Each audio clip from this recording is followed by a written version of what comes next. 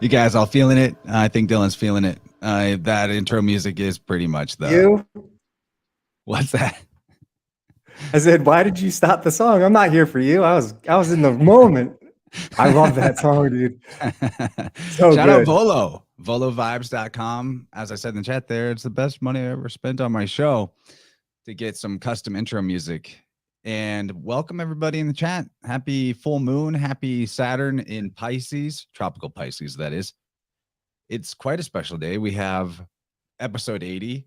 It is 8 p.m. Central, and it's the 8th. So 3 8s on 3 8. Thrice great. Hope you guys enjoyed your day so far. We got a lot to get into. Have no idea what it is, but here with Dylan Saccoccio, and of course the slickest of dissidents right here. Now, before we start, I'm just going to do a little promotion for Tippecanoe Herbs.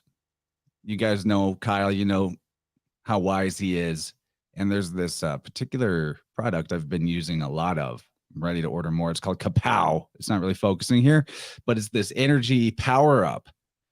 And I'm the type of person that likes to be high energy. So over the course of my life, I've done all the dumb stuff like 5-hour energy and too much coffee and yada, yada. But this stuff actually works. I don't know if it's the ginseng or the cordyceps or the yerba mate or all of them together. There's also schisandra berry. Never even heard of that. But it's really good stuff. So if you guys check out Tippecanoe Herbs, there is a coupon code in the the description for the episode, and you can put in the InnerVerse coupon code when you go to Tippecanoe Herbs, and yeah, you'll be all set. 10% off. Support a great guy and his family. And yeah, we're here to hang out and see what we get into. Might take some calls later. I know Dylan's just been putting out so much work lately. Gabriel has been on fire as well. I'd like to see where we land syncretizing some of the recent research we've been up to. So how you guys doing, guys? Amazing. Thanks for having us. Yeah, feeling good. Feeling really good. Been in the zone for sure. Every day. Good too. Cal jumped in right whenever I gave the little promo. Yeah, man, I'm telling you, all your stuff is great, but that Kapow stuff, that's my juice. Probably abusing it. Is there too much? Can I take too much? Okay, so another thing I wanted to point out is that Dylan's my unofficial workout coach now. And I just want to point out something interesting as we shifted into Pisces for Saturn going into Pisces specifically. I work out every day, right? And I've maybe been doing too much. And Dylan sent me some information to indicate how, like, if you don't ever rest, your workouts basically turn you into sort of like a puffy, flabby strongman instead of, Brad Pitt in the movie Troy, like maybe you want to be. Well, it's just hard. You get to a point with the strength. The strength goes, you know what I mean? Like, well, the off days. So you recommended doing just 10,000 steps on the off days. And I was like, that's like so interesting that now, right when Pisces, the disciplinarian, goes into, or right when Saturn goes into Pisces, now the feet, I'm walking more. It's very cool, very appropriate. I love those little syncs with the sky clock. Makes it feel more right. Yeah. It's wild. Yeah, that was what happened. So I had been making really good progress up till the beginning of last year, not this past year, but last year. And I just got to a point where I plateaued, and then I just started losing strength. And it's like, what I learned from like bodybuilders is like, you can go as hard as you want, but you have to be able to have a recovery program that matches that. And if you don't have that, you're muted, Chance. Oh, I know. I just said, Sorry. And oh yeah, that movie. That's that movie with Rachel says, I watched a movie the other day and saw Dylan walking through an airport scene. I was next to Mina. I was with Mila. Fucking actor. Oh shit. Mila Kunis. That was I was at an airport. It was at LAX with Mila Kunis, whatever. But yeah, like if you don't have the resources, and that's like a full-time job, recovery, right? Like these guys who are bodybuilders, when they're not working out, they're like doing everything they can to make sure they get the right recovery. And if you just want to look good, it's like, if you're not trying to be a bodybuilder, you can't be working out that hard. Like You know what I learned over the last year is it's good to focus. Like, how can I explain this for like fantasy nerds? Because I'm a fantasy nerd. I love like video games, role playing games. I'm all about that. You know how if you want to make the best build, you have to max on certain stats and leave all the other stats like empty and just go as big as you can. Like whether it's an assassin's build, a freaking mage, or a warrior, whatever. So with working out, every 2 months, you should just be focusing on like certain things. And for guys, really nothing's going to make you look better than your shoulders and your traps. So I found a new programs and I've been documenting it. So I'm through phase 1 after this week, and so I'll let everybody know in like 6 months what it was like. But I think it's really good, and you only have to work out 3 times a week: Monday, Wednesday, Friday, or Tuesday, Wednesday, Thursday. And so you're working out all the muscles uh, every 4 days, and it's so, dude, I feel so much better now, and I can, like, actually have a life, and working out isn't your life, because it's hard when you're trying to get big, you really have to go hard at it, and I don't regret that. But just after finding this, I wanted to share it with you because I know you work out a lot, so. It's interesting to be on the subject too, because I had a client yesterday. And now, as I say this, if you're listening right now, this is definitely by no means is this a recrimination or a judgment, but a lot of my clients end up being like ladies that are older than me. I think they just have the most faith and belief in, or I don't know, old ladies like me, whatever. I tune a lot of men too. Don't get me wrong. It's probably 50-50, but I tuned to this guy yesterday who was like, when we got on the Zoom call and he was just like jacked. He was so buff, like ridiculously bodybuilder looking buff. And anyway, throughout the course of the tuning, it really became evident how sometimes people will go that route because it's actually like an armoring to protect themselves from negative energy in the outside world, but also to armor their inner feelings from getting out to the external world. You can be, it's just interesting how someone can be like the scariest looking guy in the room, but inside they have a lot of anxiety. And anyway, it was a very successful tuning. And that root of bodybuilding a lot of times is also sort of like guilt-driven self-punishment. Whereas what you're describing is how to do it smarter, where you get to look good, but also it doesn't have to be something that, makes your life sort of diminished through all of the struggle of it. Oh, you're muted there, bud. Isn't it interesting that what you're talking about is like the opposite end of the spectrum of people who are like overweight and like eat their emotions? And so in like that guy, it's almost like, some people, it's like, oh, well, my life sucks or whatever. Let me make up for it in any way I can. And the best way to turn your life around in a short-term situation is to go to the gym and just change your physique. Because it's like, if you can do that, you will be literally a different person. People start treating you differently. You know what I mean? But it's just like, to what end? If you really enjoy it, great. But some people look like freaks after a while, it's like, is that healthy?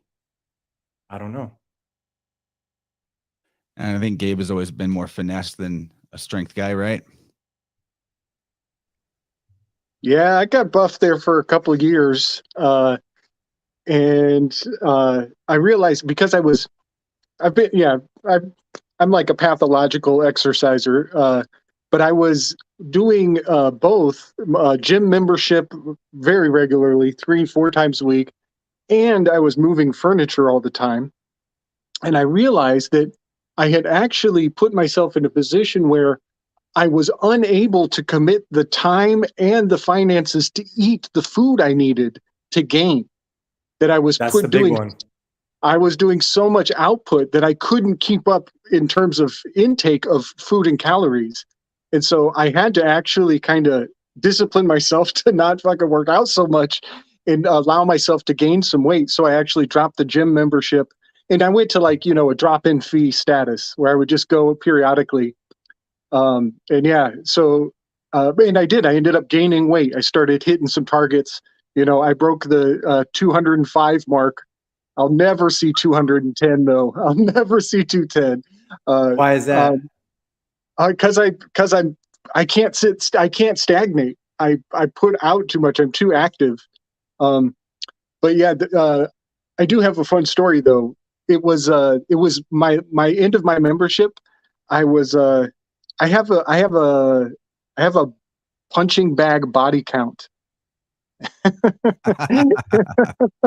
And this is no joke. I know I tell a lot of stories that are like, these are my glory day stories, basically. We don't get enough of them, man. There's so many in there. I haven't heard this one. Yeah, allow me to tell one of my favorites. So I have busted 5 heavy bags in my days, and my 5th bag was the baddest fucking bag I've ever worked with. It was on a 20-foot long chain. Like, I think the first 10 feet was metal chain, and then the last 10 feet, the remaining was rope.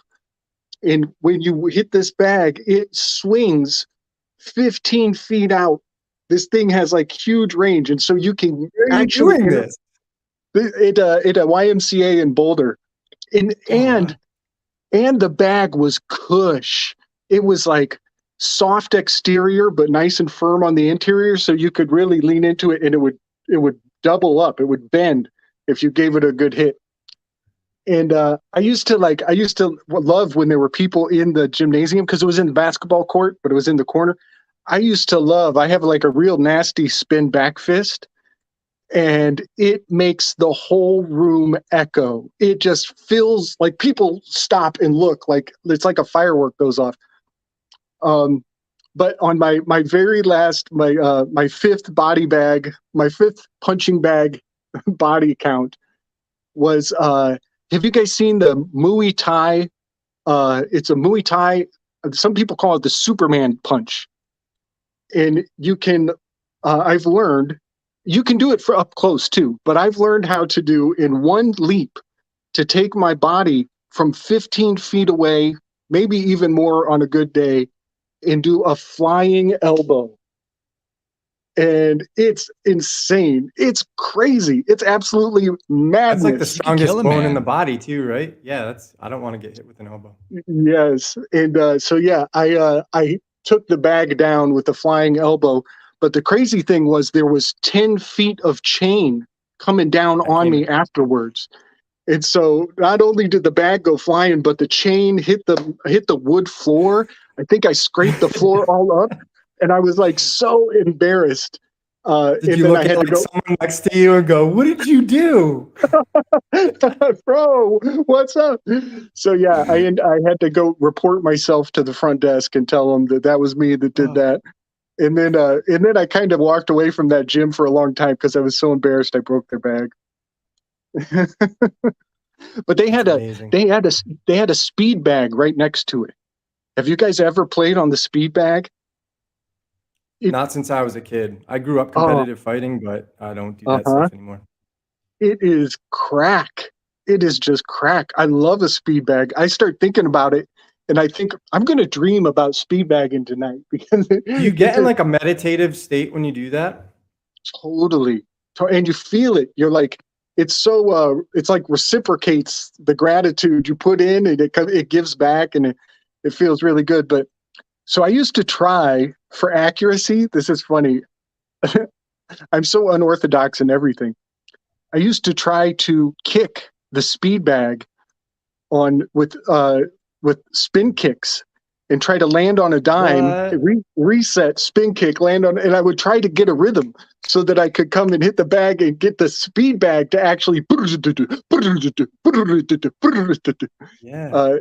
And I could only do it like 3-4 times in a row, and then I'd fuck up. But yeah, that one used to be 3 or 4 times is all you need. You don't want to be your victim, right? You don't want to be fucking with you in a dark alley.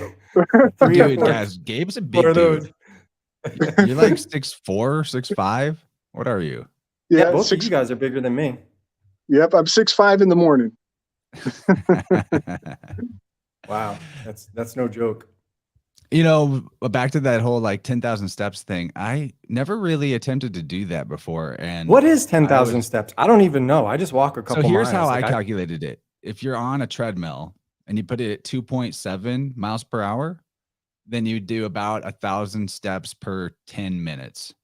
So that's an easy way to kind of calculate it. But I thought that was just easy, you know, you're wasting time. But after you get off, even if you just did half that, your whole body with all the blood flow that you got going and the That's what it's posture, for. It's the blood you flow can and the hold your recovery and all that. posture. You can hold your posture really nice, you know. And anyway, after you get off, your legs, instead of feeling like jelly, like a big workout or running or something, your legs just feel smooth and you just glide around. It feels really good and more awake the rest of the day for sure. So, you know, get after your 10,000 steps, people. It's a perfect thing to do now that Saturn's in Pisces. Yeah, and also be mindful if you're a man, because for women it's different. It's actually beneficial for women, but there was a study that came out last year that tracked a few thousand men, and it found that those guys who are into like triathlons and marathons and all that stuff, their blood vessels have aged like 10 years older. Their blood vessels and stuff look like way older 10 years by 10 years than their actual age. That's a real problem. So you got to be really careful how much you push yourself. Not saying don't do cardio, but just be careful of how you push yourself. Whereas women, it's the exact opposite. Women who are into that stuff, it does keep them like 6 years younger. I think it made their blood vessels or whatever look younger. So, you know, you just got to be careful and experiment with what feels good. But I think, you know, a lot of everything in life is paying attention to your body. And if your body feels good doing something, great. If it just feels awful, maybe that's a sign to find another solution. Like sometimes what works for one of you guys in a workout, like a particular movement, whether it's lifting or whatever, it's not going to work for me because we just have different body types. And so sometimes people have to be realistic about that and say, yeah, I'm not meant to do this. This doesn't feel good, you know? Because if you get, that's the scary thing about lifting is some people get too crazy about it and then they get injured. Then what? What happens if you tear something, you know? Like it's like your health is so important. And if you're young and you see this, like when you're in the like late teens, early 20s, you don't give a shit, but you're like resilient. The older you get, the better you understand how important your health is. And so working out is not to get the girls, it's not to that's all stuff that happens as a byproduct, right? But you need to be doing it for your health because 30%, you're 30% less likely to get cancer if you lift heavy weights. Not aerobics, not exercise, resistance training. You are you're more likely to stave off people who lift weights will stave off loss of blood flow circulation in their legs. People who just do aerobics and exercise don't happen. You got to lift heavy weights. And I just saw a comment that you put up there. Yes, Pat Daly. It's thepatlife.org. If you guys haven't heard of him, he's a good friend of ours, but he's really into like he was starting to like study spirals and just like the movement of the body as a whole. And so if you have issues with your posture or anything, go look him up. He can help you. He'll probably give you like a consultation or whatever, see what's up. For me, he has you film a video of yourself doing certain exercises so he can see your movement. And then he has a software that tracks it. So it puts like these little nodes like all over your body. And then he shows you like, this is why your movement's off. You can see with these subtle differences, the way you plant your feet here, the way you walk, the way you do this, it translates up to how your hips move, which translates to your back, you know, your back, like your body is like one organism. And, you know, if you think of it as separate, you're not going to understand the full scope of what's going on, because even like people like Dr. Bergman, he'll talk about how like it's important to walk barefoot at least 20 minutes a day on firm earth, whether it's like wet sand at the beach, your backyard, whatever, because that strengthens your foot muscles, which then translates to how your knees work, which then translates to how your hips, the blood flow, all that stuff. And by simply not walking around barefoot, you could be experiencing problems in your organs and shit like that and not have any idea that it's related to you not walking barefoot. It's that your body's that connected. So definitely look into Pat Life. He can help you out with a lot of stuff. He's done it for me. So everything you just said is so true. And the benefits of walking barefoot, you can't even overstate that. I love doing that. I have a great park next to my house for it. I do it all the time. But the connectivity of the body, that applies even to the energy field, interestingly. Like another client example from this week, was somebody who like the biggest, most difficult part of the stuck energy in their field was around their left ankle, but their left ankle felt fine. But that's where the oldest, like as an infant level trauma was stored, in the ankle level. But the injury that they were dealing with was left shoulder, right? And so I mean, I could it all makes a lot of sense, because when you find out sort of the life experiences that led to all that dynamic. But yeah, everything is connected to everything big time. In your opinion, Chance, what causes something to be stored somewhere in the body? Like, what exactly is it that causes that?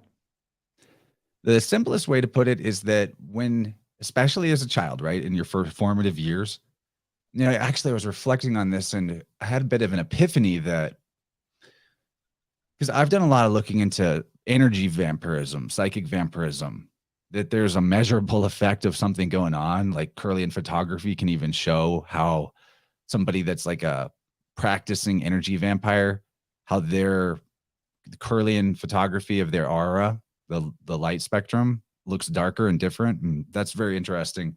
The book on it behind me. But I realized that the reason why that's even a dynamic that's possible for humans to sort of like feed off of each other's energy field is because as a baby, up till probably 6 or 7, the baby has to do that. Babies are little psychic vampires, but not in a malicious way.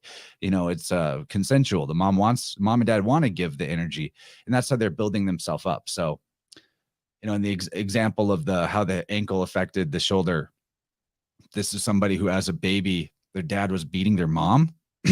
So the environment that they're in was like very hostile, very negative, a constant low level of stress and fear energetically.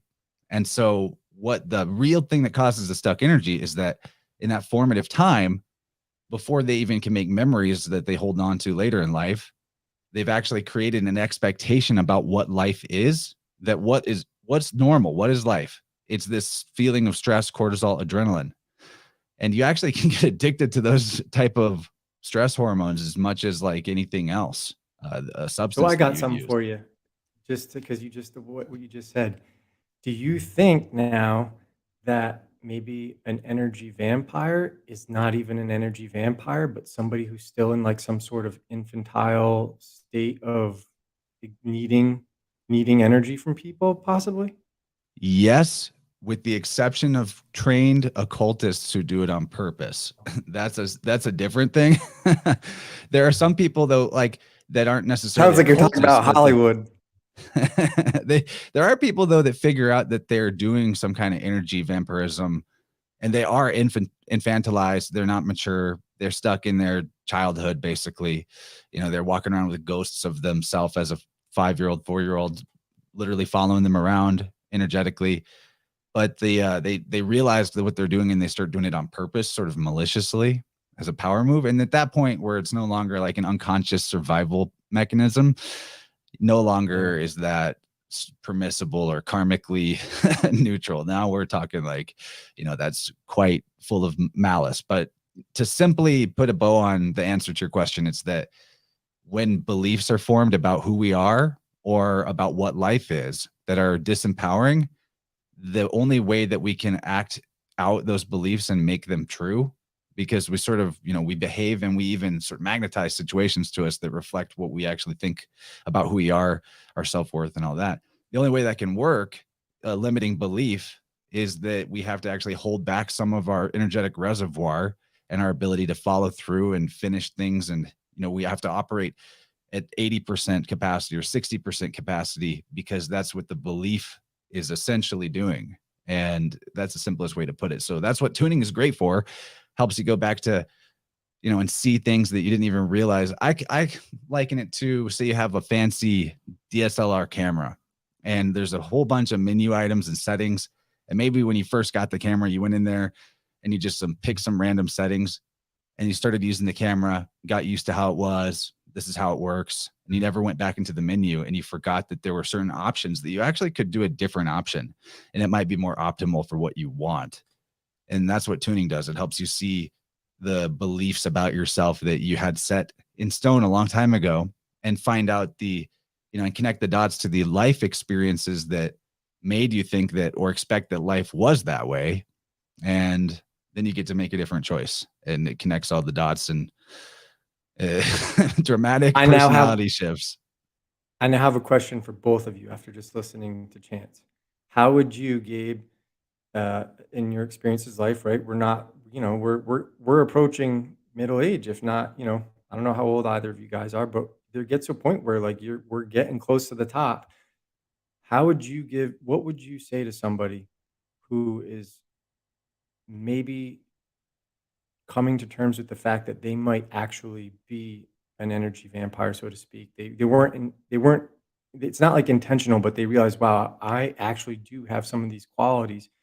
What advice would you give them to become more self-aware, but at the same time, not taking what other people say about you or what you think, how you think they perceive, not taking that too seriously, right? Because to a degree, it has to come off like water off a duck's back. You can't let one person's opinion of you change your whole life. But what if somebody does have a legitimate opinion about you that you could learn from and maybe work on? What advice would you give someone who is one of those types of people to maybe get out of it? No pressure. Man, that is a great question. I'm not asking man. for a friend either. I don't give a shit. I'm not like that, but I really am interested what you guys would say. Mhm. Yeah, you're just a regular vampire, right? Like the rest of you Italians. That's not red wine. It's great. We call it gravy, but it's pasta sauce. That's the blood we're talking.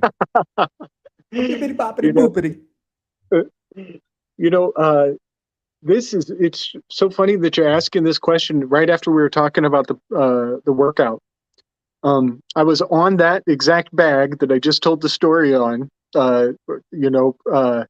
probably just months before I broke the bag. I needed to get rid of a lot of negativity. That's why I was so addicted to the punching bag. I had to channel that stuff constructively. But it was in the middle of really facing a lot of that anger and frustration. And I was coming out of a very meaningful, significant relationship, and I had been betrayed. It was all hurt. I was so hurt. But I had found myself a nice rebound. And this young lady, she and we moved in real quick. We weren't being cautious at all. But she was seeing a lot of my vulnerability in our relationship. And I was during a workout on the bag that I had this self-reflective thought. And it's so funny because you're putting out, and you're just giving everything you got. And then when you take a breath, you're like kind of cleansed. You're kind of honest, you're kind of clear in a strange way. And I had a moment of clarity. Post-nut clarity with the punching bag. Yes. Dude, yeah, big sweat really clears the mind. That's why I was addicted to doing it every day in a way that was actually unhelpful. Right. Well, I had a moment of self-reflection but it was also a moment of vulnerability with myself, where I actually had the self-awareness to think, wait a second, do I scare my partner, this new sweetheart, this rebound girlfriend? Am I scaring her at all? And is that, am I like fronting a aggressiveness that is dishonest or displaced?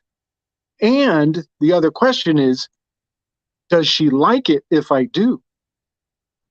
Is she pulling out of me the anger that I naturally feel? Is she pulling it out of me? Is there something inappropriate going on in the relationship? And I had to stop. I had to hang up the gloves for the day, and I had to really go fucking ponder that question, because it wasn't the kind of thing that I could just say, maybe not, and move on. I had to really go chew on that single question for a minute.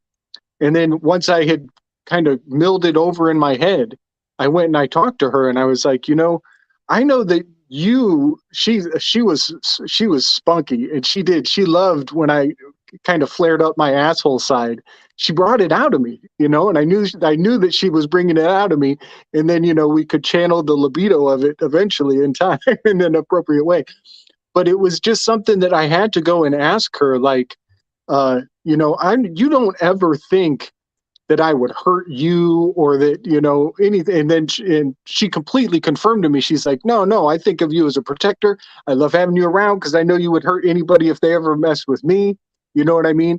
But because the question came to me in a vulnerable moment, I had to go really face it head on and then put it into a package that was deliverable and what do we got? Gabe's asshole flared up. That's exactly what happened, man. When we were little, do you remember when, like, before the internet, you had like phone books and you could like prank call people with the phones, and there was like no caller ID, so you get that. He just reminded me, so we used to call people, like, my hemorrhoids are flaring. So yeah, just a nostalgic moment. I've had to ask my sweetheart at the time, am I inappropriately angry, and do I ever scare you? And I was happy to find out that the answer was no. But I guess the answer is to start asking questions instead of telling. You know what I mean? Like, I was putting out so much energy that I had never taken the time to show the receptive side of myself, to ask her, I don't ever scare you, do I? Because I don't want you around because I scare you. I don't want that to be the foundation of our relationship. So yeah, it kind of drummed up a raw, honest moment, but it was brief. No, questions are good, and if people don't have, if they don't know how to ask people questions, it's like a lot of people are socially uncalibrated because they've grown up with the internet and they don't remember what life was like before that. And we're very lucky that we actually kind of grew up in America. Maybe not chance, but you and me for sure. We were like the last people that made it through like high school and college without the social media. We didn't have cell phones in high school. You guys could actually fight people. And we also used to have to, like, hey, what's up, Jorge? Hello, everybody. We used to have to like, do you remember, Gabe, when we were little, we would like just go to people's houses and like knock to ask if someone's home, and like their dad would answer in like the fucking tighty whities, and who are you and what are you? Is so and so here? Oh yeah, you got a friend. Come on, it's like hey, you want to go ride? But like you used to have to do shit in such a different way that you had to be socially calibrated. You can't get by. Like today, people have no idea what life was like in America pre, like these younger kids. Yeah. And it's like, go ahead. I was just going to give you really quick an acronym: FORD, friends, occupation, recreation, and dreams. Any one of those subjects, if you don't know what to say, ask somebody what they like to do. What do you dream about? What is something you want to accomplish in life?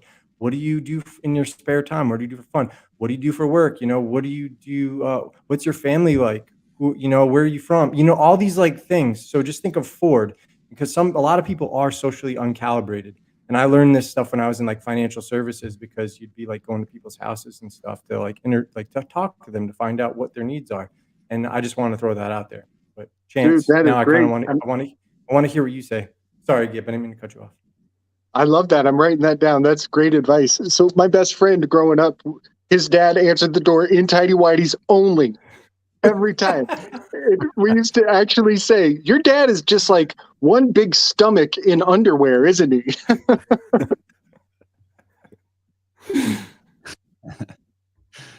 I have a memory of one time I like pranked a neighbor. There's this neighbor kid. He was my age. I call him my kid because he's kind of immature. We were mean. We were teenagers. We dressed up like ninjas, and we were like, it was like 2 a.m. We're like knocking on his window. We caught him looking at porn on his computer, and we like knocked on the window, and he looked at the window and he was like wide-eyed, like, oh my God. And we pointed at him. We're like, we did the finger across the throat, like, we're gonna kill you. And then we went off to do other things and like set off fireworks in people's driveways and shit. It was like 2 a.m. stuff we used to do as teenagers, right? And we were coming back through the neighborhood, and we ended up having to go through the backyard of this house where we had knocked on the windows because someone had called the cops, and the cops were like prowling the streets looking for us. And anyway, it ended up that this dude's dad, old Roger, was standing on the back porch with a rifle in his tidy whities, yelling like, "Where? Come on out! Where are you?" So we like snuck through the backyard while this dude, with a rifle and tidy whities. So yeah, we've all seen it. Anyway, I want to welcome Jorge Mesa of the Third Eye Edify. Oh, sorry. Podcast. Is your name George or Jorge? Because it's spelled the way I call people in LA, the Jorge. It's whatever comes out first. I get like a 60-40 on George, I think. And this smile is from like an hour ago. I've been smiling the whole time you guys have been talking. This is from this smile is about at least 40 minutes old by now. Great, man. Well, I'm going to answer Dylan's question. So to reiterate the question, it's what would you say to somebody who maybe has these energetic vampirism tendencies and is perhaps open to changing them? Or the first thing to recognize is that everybody has the ability to do it. And what is energy vampirism? At the end of the day, it's like a dependency on somebody else for you to be okay.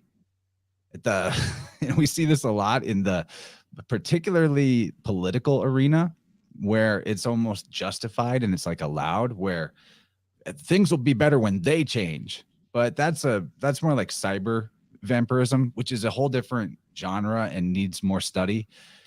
So the first thing is, I think people would want to know what are the behaviors that constitute energy vampirism. And there are a lot you could probably point to and say that that's kind of vampy. But the simplest one is the technique that people will use of like love bombing somebody. Really, really just gratuitous flattery or acceptance and almost like a disingenuous kindness, especially when it's like someone you just met, like at a party or something. Guys, don't do that to women. Do not do that to women. Don't do it to anybody. Yeah, don't be the flatterer. It's not a good. Unless it's sincere. It's difficult for me because I get super stoked. I'm a natural enthusiast. I'm a 7 on the Enneagram. Like I'm a hype man. So I even have a natural tendency without a motive to just sort of love bomb somebody and be like, I appreciate you so much. You're so great. And I have to rein that in a little bit because a little goes a long way. It's more about the long-term reliability and steadiness of being a good friend that shows your appreciation rather than like a wall of text of like, this is how great you are. That doesn't do them any favors at the end of the day. It can even kind of do harm, inflating their ego. But in the case of like a social interaction, a lot of times it'll begin, the vampire, especially when they know what they're doing, will begin with like the love bombing. And then there will be a moment later where, they're in that moment where they flatter you and praise you and you get into it and you feel like elated by that. That's the moment where it's like they're fattening up the sacrifice before the kill. And so at that point, you've accepted that their opinion of you matters. And that's like you letting them into your field. And then there'll be a moment later where, like an example would be, where they juice you, right? And this is the moment where in the middle of a very high energy moment where you're maybe like talking about something you're excited about in front of a group of people, or maybe just to them. And then they pull the rug out from under you. And all of a sudden, everything you say, they're interrupting. You're wrong. This is why you suck, whatever. And the person on the receiving end of this will actually you'll know you've been juiced by a vampire if all of a sudden you're finding it difficult to get your words out. Like all of a sudden you can't even think straight. You can barely even string a sentence together, where just a minute ago you were like high on the hog and you were eloquently, passionately on some diatribe, and then boom, they oppose you and you're like spiraling all of a sudden. You don't know why. That's getting juiced. That's a way that it operates. I've never had that happen. What's that? I've never had that happen. When I listen to you talk about this, I'm like, I don't think I've ever, I know I have to have met an energy vampire, but I've never been juiced by one. Because I would just tell someone off right on the spot. I'm pretty open. I'm like, you're acting like a fucking idiot. What's going on? This way, I will be in front confrontational. This book, Psychic Vampires by Joe Slate, is a great one to peruse, to just kind of learn about the strategies and what it feels like, what it looks like when it's happening. And I'm sure you actually have experienced it, but maybe not just like a super dramatic one.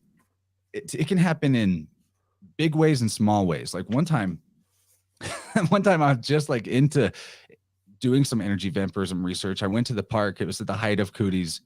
And I ran into this older lady that I see at the park sometimes. And we're like having a little conversation. And she's like acting all interested in what I do. And I'm like, oh yeah, I'm talking about my podcast and getting all full of myself. And then somehow the topic gets onto the cowpoke. And I was like, and obviously the cowpoke is retarded. And then she's like, boom, pulls the rug out, like scold.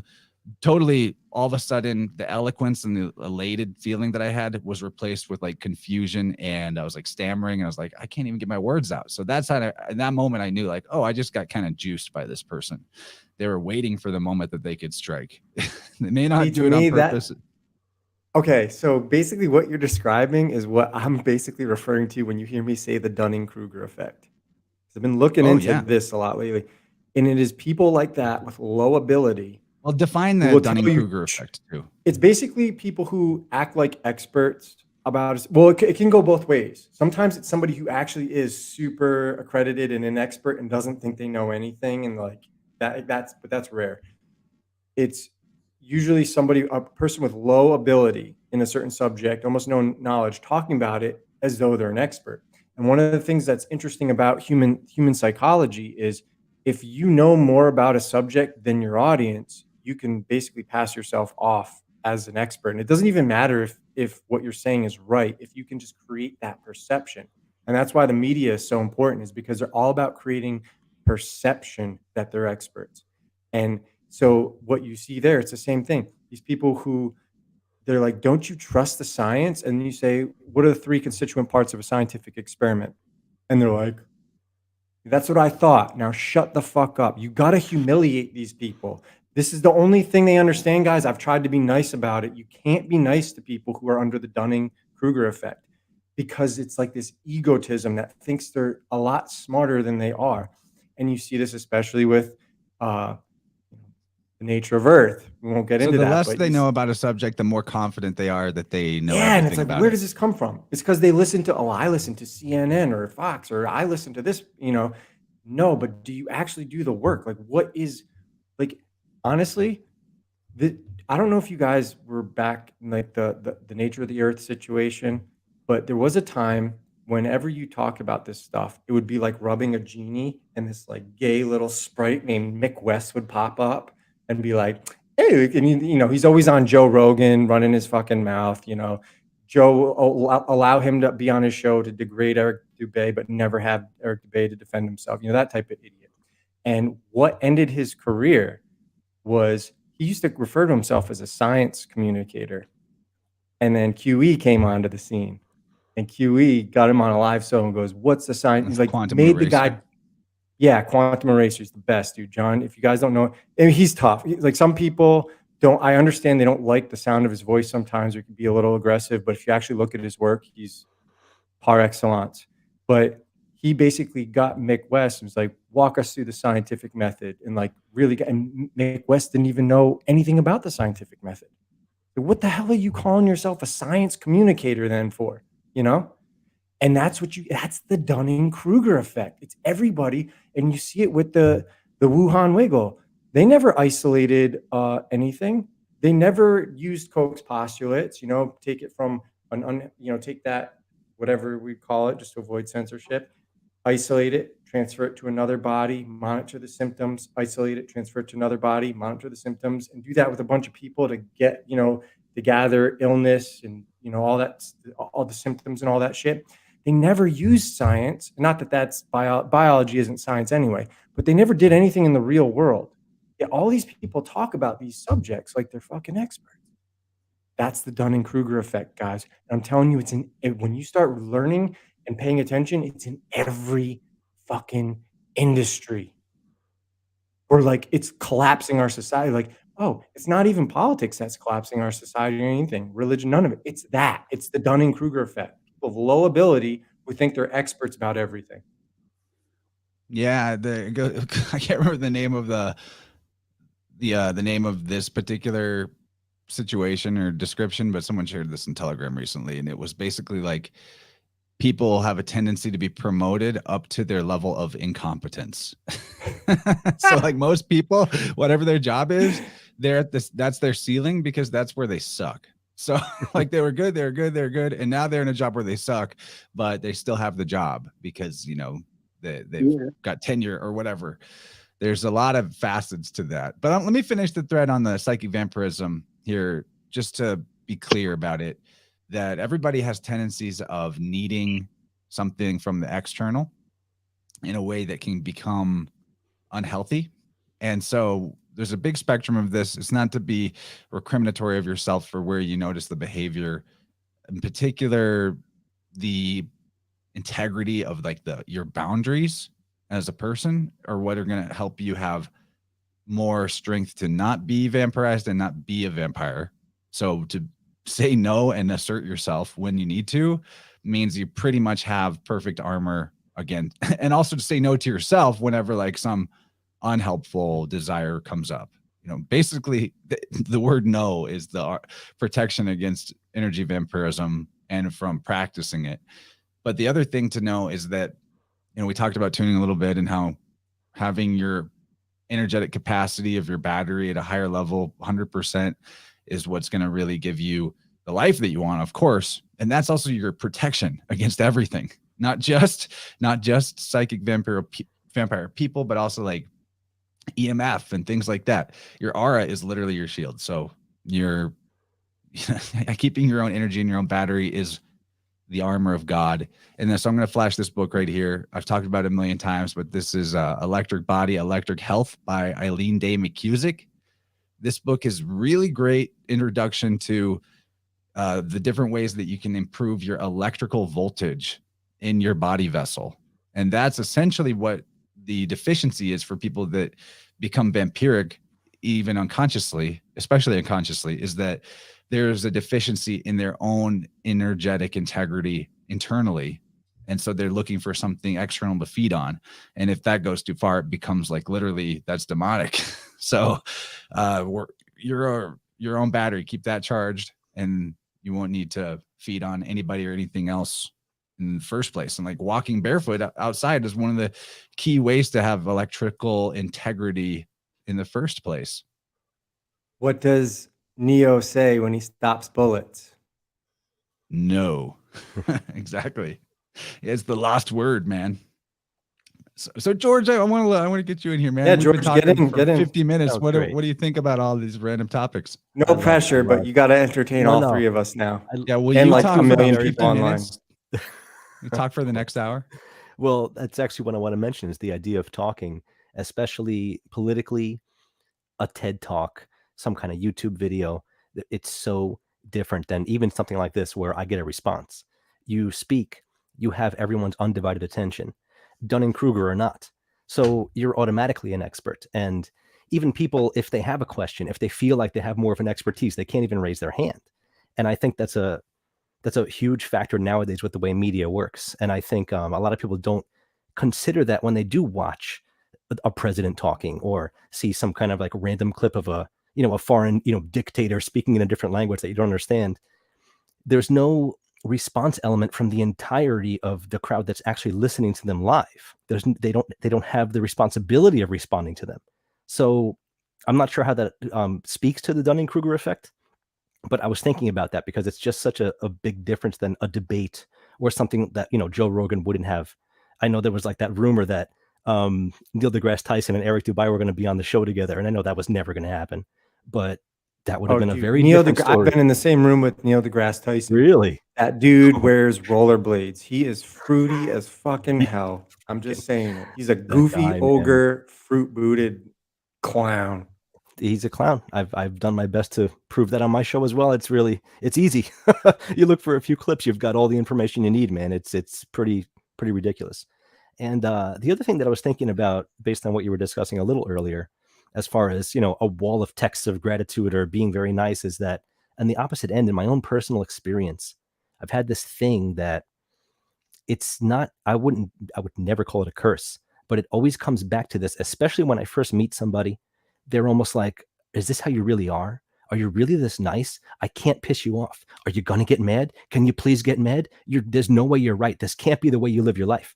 And I'm thinking to myself, this is how I fucking live my life. Can you please not tell me how to live my life? I don't want to bring negative energy if I don't have to. But when I do, and almost nobody that has ever known me has really seen it, I try my best to make sure it's pretty effective, you know. Well, if you can assert yourself when you need to, like what people don't get a lot of times that I see this so much in tuning, you know, they got a stiff neck and shit more on the left side. They can't express anger properly because anger, okay, so a lot of the negative emotions that we portray as negative, they're really just energy of a certain color or flavor, whatever you want to say. And so if you are, I never get mad. I can't possibly get mad. And I'm not saying this about you. I know. When you need to, you can, right? But that type of belief about yourself also limits assertiveness and aggressiveness in healthy outlets. So really, it's not healthy to be blowing up on people. That's a symptom that you never give the little doling out of no's when you need to. But if just in every moment where there's like a nope, that's all very chill and even keel, right? It's when you don't do that enough and then finally you can't take it anymore is when you hulk out in a way that's like shitty. And then people that are perpetually hulking out in a way that's shitty are people that have actually got poor boundaries. I agree with that. And I do Gabe my just best posted to, something. No, go ahead. You go first. Gabe just posted something interesting, so I wanted to talk about it. But you might have just described the relationship of Northeasterners versus Southerners, because if any of you have ever been down south, people will tell you like their life story in the grocery store, and everybody's so nice. And then so half my family is Southern and half my family is Northern. So when we're down there, my Northern family's like, I need somebody to give me the finger or something. I don't feel comfortable down here because everybody's so nice. Right. I can't drive the speed limit anymore. Exact speed limit. You know, they drive. Yeah. I went to a restaurant in Tennessee and this older man came up to me and said, my wife wants to hold your baby. Can she hold your baby? And I'm like, can your wife hold my baby? I'm like, you know what? Yeah, of course. This is amazing. But I've never, you know. And then she said, y'all found a church yet? And it's like going right into immediately, just trying to bring me into the whole family, the whole community. And it's a very different world. It's very cool, actually. Yeah, if you're not used to it, it's freaky. But what is the Peter principle, guys?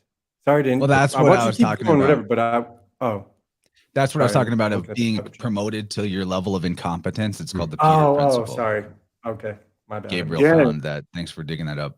Oh, yeah, it's an interesting thread. Folks can look into it in your own way. Come to terms with it, but I think and I'm barely grasping it, but I think it has to do with, you know, if you're springboarding through the job process, you will change your position so frequently that you actually never get to gain true affluence and competence in all the fields because you're constantly moving up the ladder. And then so the ones at the top of the ladder are the most incompetent. And because of that, yes, the ones at the top have never gained full mastery of the processes that got them there because they were so quick to climb before they became actually good at committing to a deep level of mastery. Sounds like you're saying the pater principle, the pateres, the fathers, the priests. Yes, it kind of it's funny because the cover is it's a dude in a thermometer tube and he's getting pushed up to the thermometer. I see. But I shared that I think last week because I see some of those dynamics in play in the Marvel series, and with Tony Stark trying to get Peter Parker to mature. He's trying to put him in, give him opportunities and a chance to mature, and he gets this ultimate promotion position where like Tony Stark is like, yeah, we got the press conference ready to go. You got the new super suit here locked and loaded. All you got to do is say, yeah, shake my hand. And Peter Parker's like, you know what? Nah, I'm good where I am. And he goes and he takes a humble path and he goes back to master what he's got going for him already. And so I just think that maybe they were because I know that book is circulated in the corporate world and made a splash. So I like to think that maybe Marvel was giving a nod and a wink to that book. And I rewatched the first Avengers movie the other week, and we might have to cover that someday because we've done a lot of Marvel demystifiers, and we will return. We're going to do another one of those really soon. It's been I do like those shows. I'm not going to lie. Yeah, those are real cool. Well, someone just mentioned Wetiko. You know what Wetiko is? Crazy Wetiko white man? is like an American, an indigenous American word for that psychic kind of vampire. I actually named one of the vampires in my fantasy series, The Tale of Venora, Wetiko.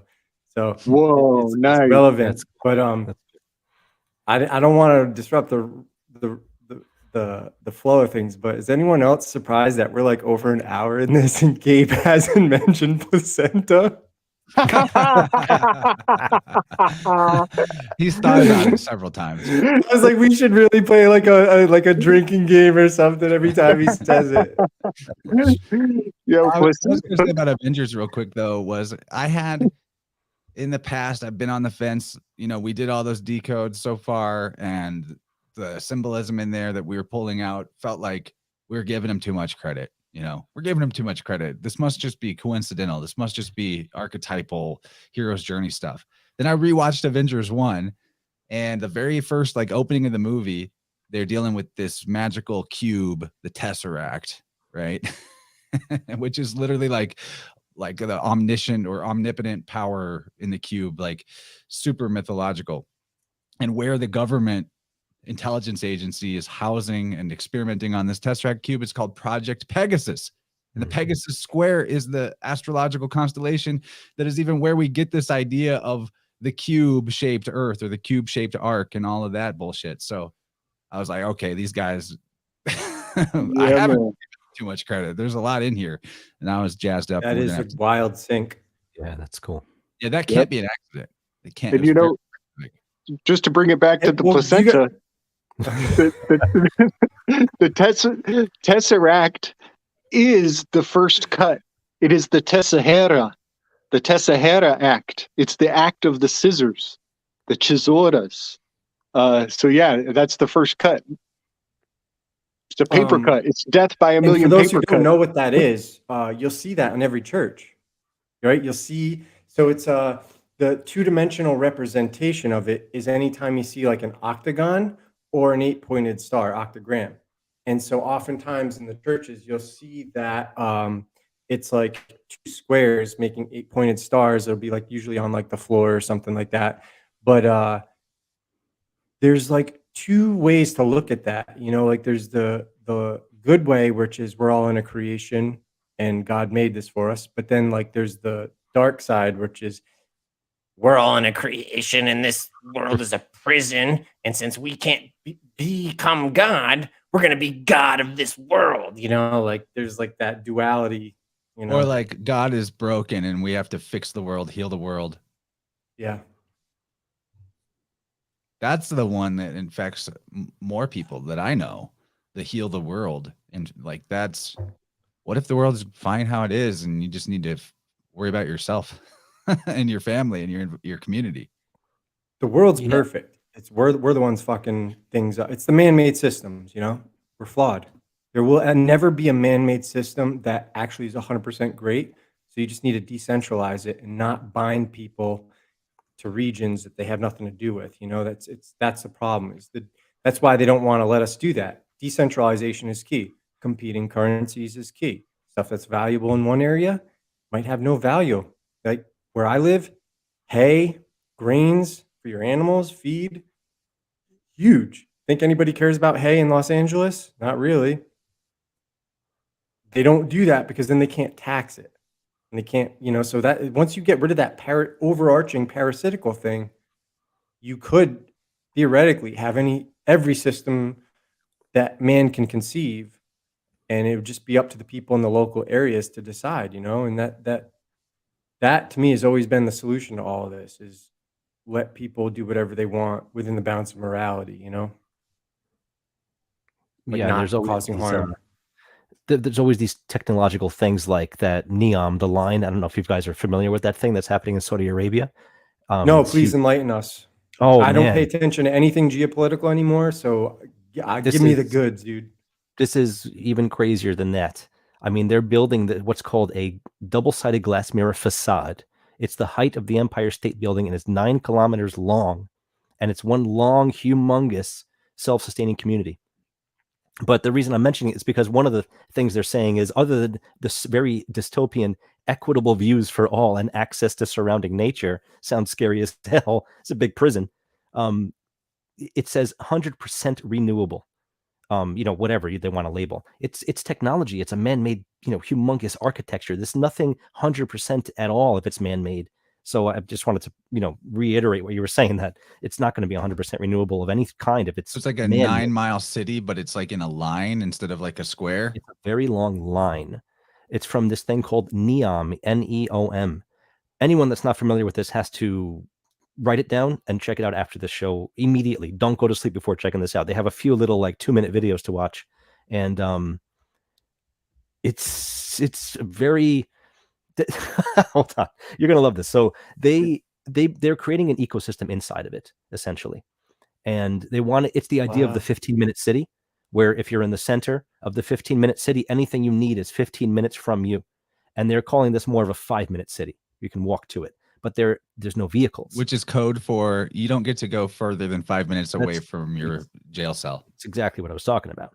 Exactly. I had a little episode about it on like Rockfin exclusive, and they have this other area that's Third Eye Edify on Rockfin. People. Thank you.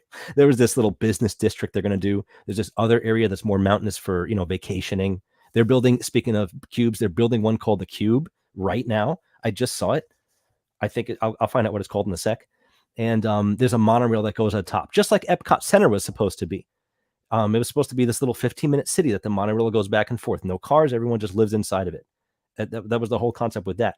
The Cube one that I just saw is called, hold on now. You can send it to me and I'll even screen share it.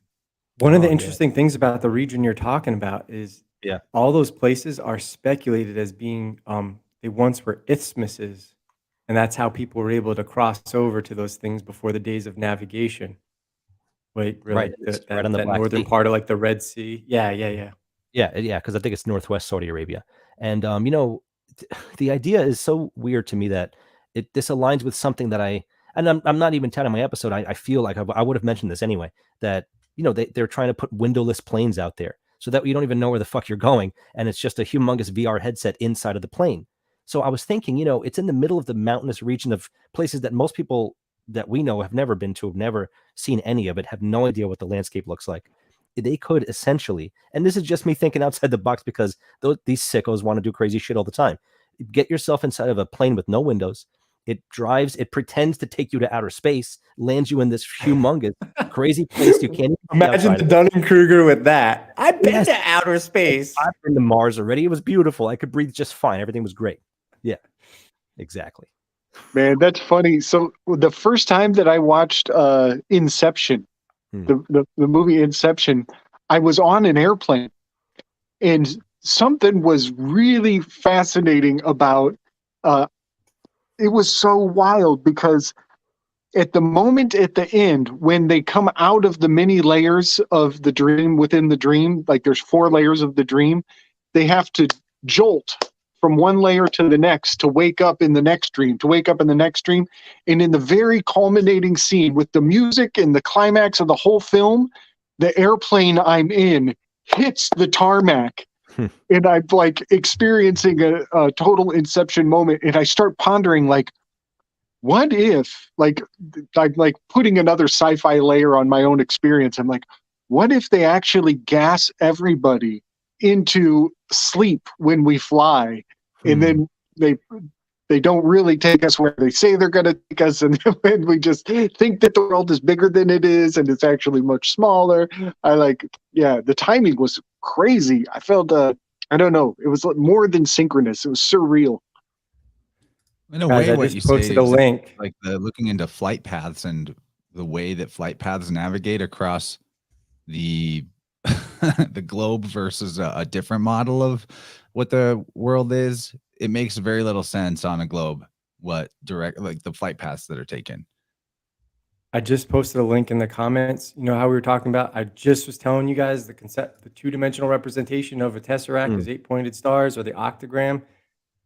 I just posted something that shows like the Kingdom of Saudi Arabia is like the Project Neom, and it is indeed an 8-pointed star, like an octagram. Oh yeah, the symbol you mean? Barriers. Yeah. No, like the limits of the city. If you look at it, the actual. you click that link, you'll see it. Wow. Hey, can I just promote something right now? Because now that we're like an hour in, I wanted to just give something free if Chance is willing. I mean, he doesn't have to, but what I would like to do is, to all the people who are live, this is only for our live viewers during this show.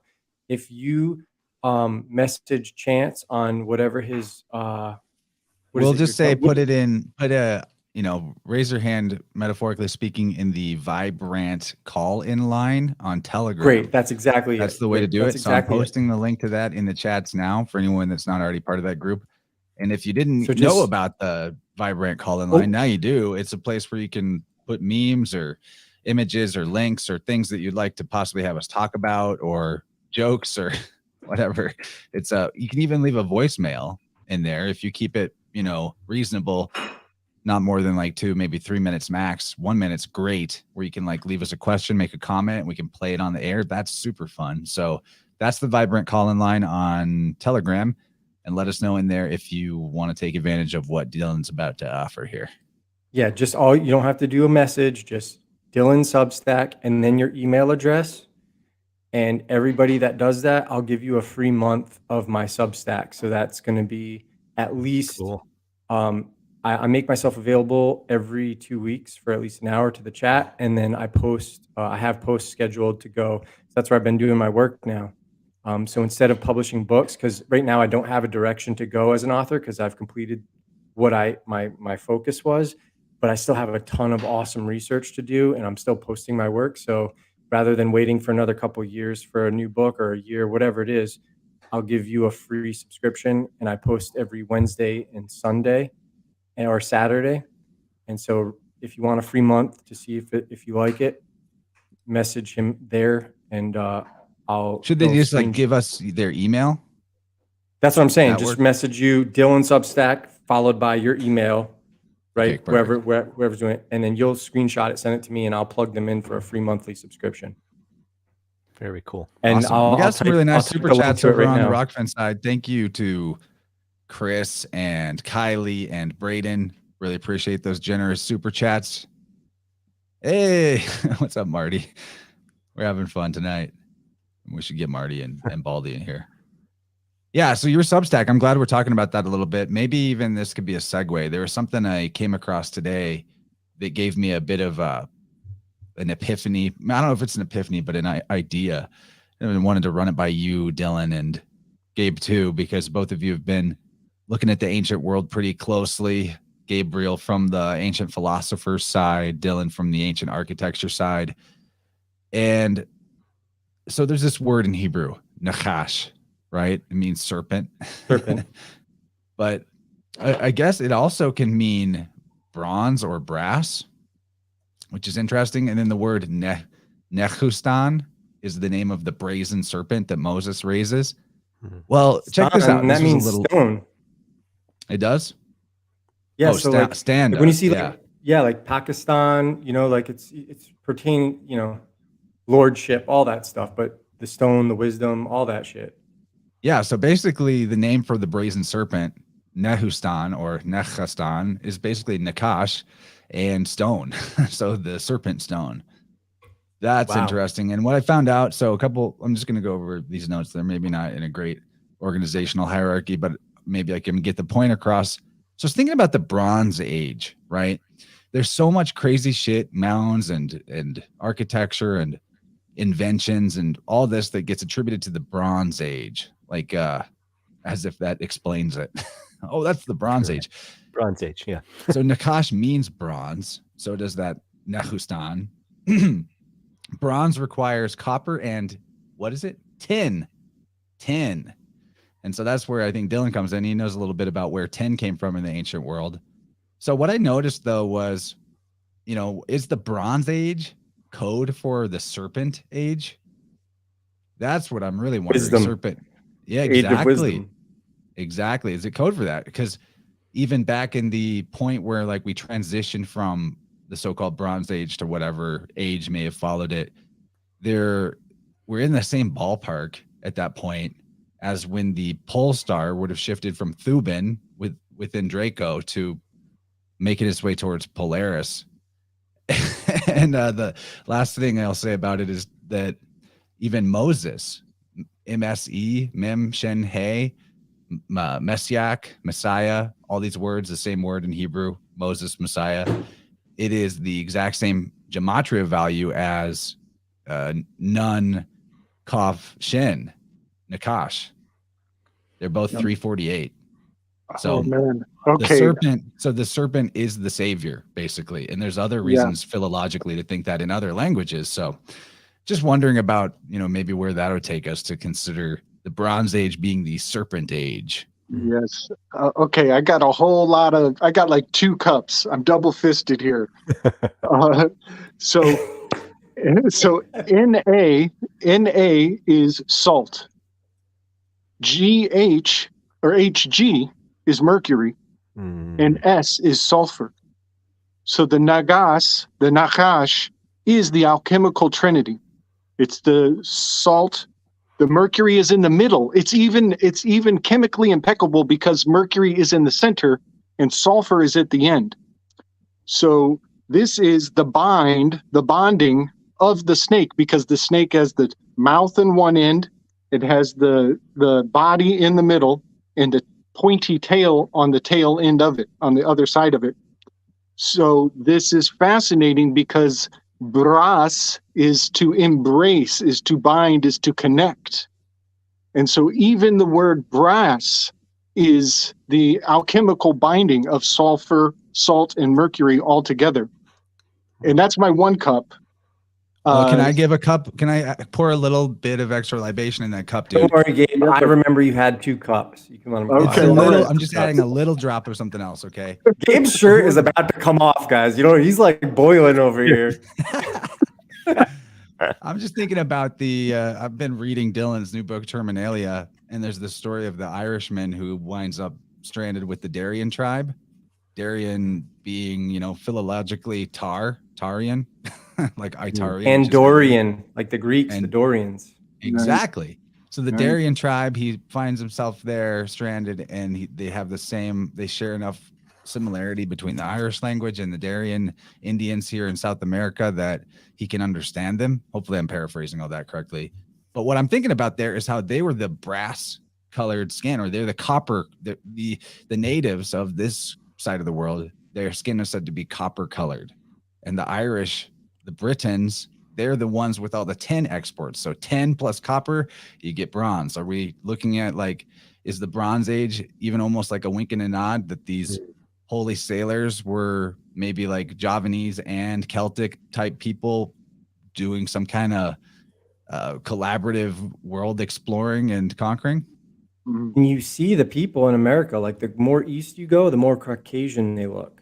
The more west you go, the more Asian they look. So if people were interested in this stuff, I've been doing like posts lately on like Montana megaliths, and that's been and like the Sage Wall and all this stuff that's kind of getting traction.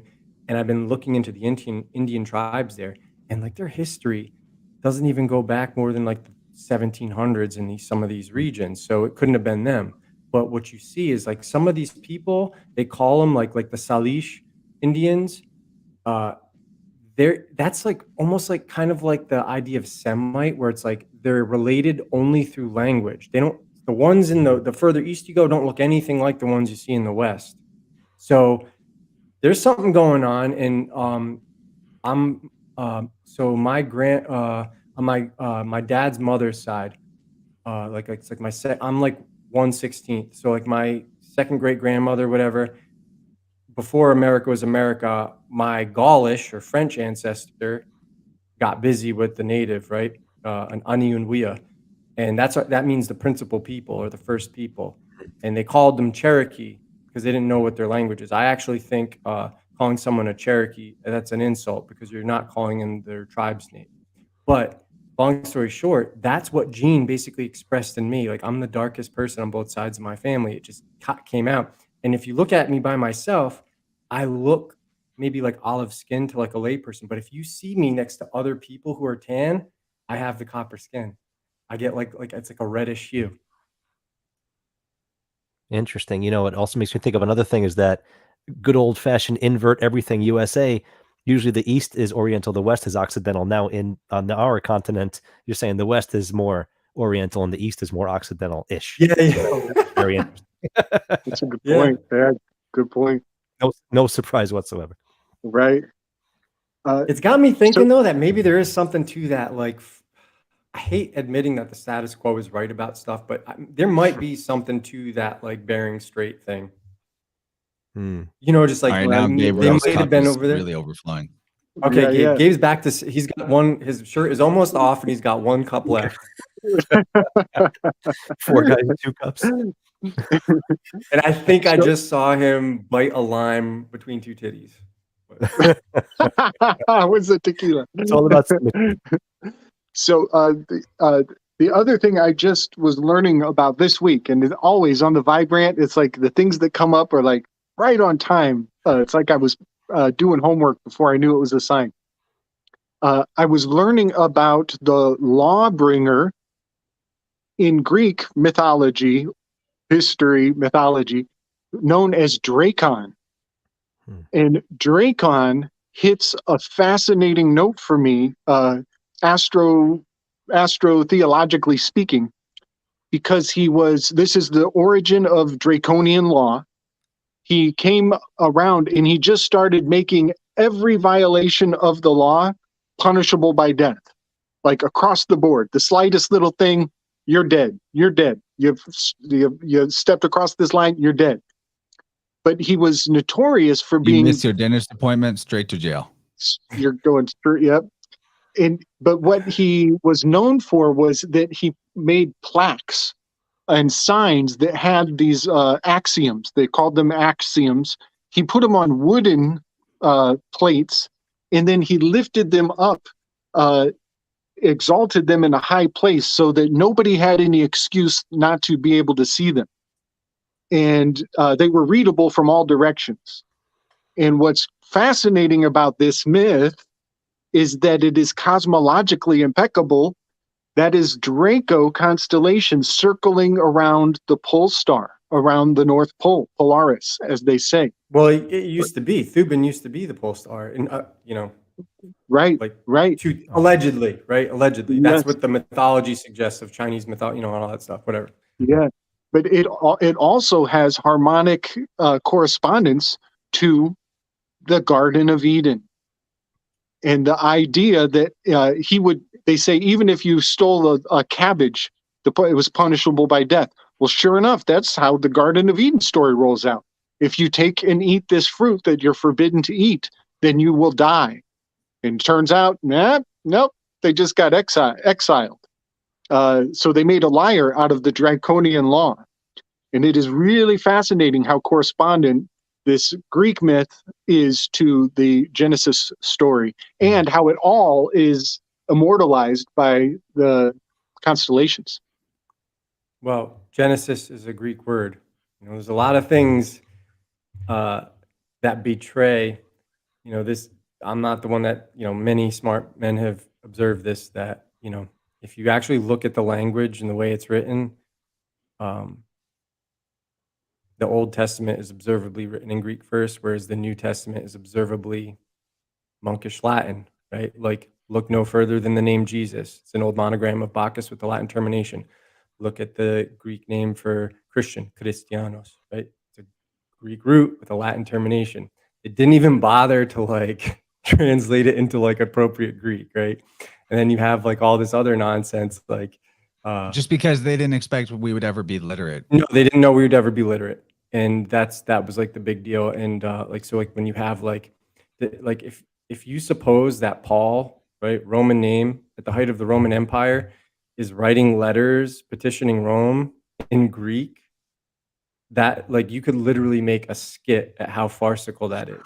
not only that, they'll send me like, well, isn't it possible that Paul is like, he's initiated and he's communicating to the initiated of Rome who are so learned that they would have known Greek?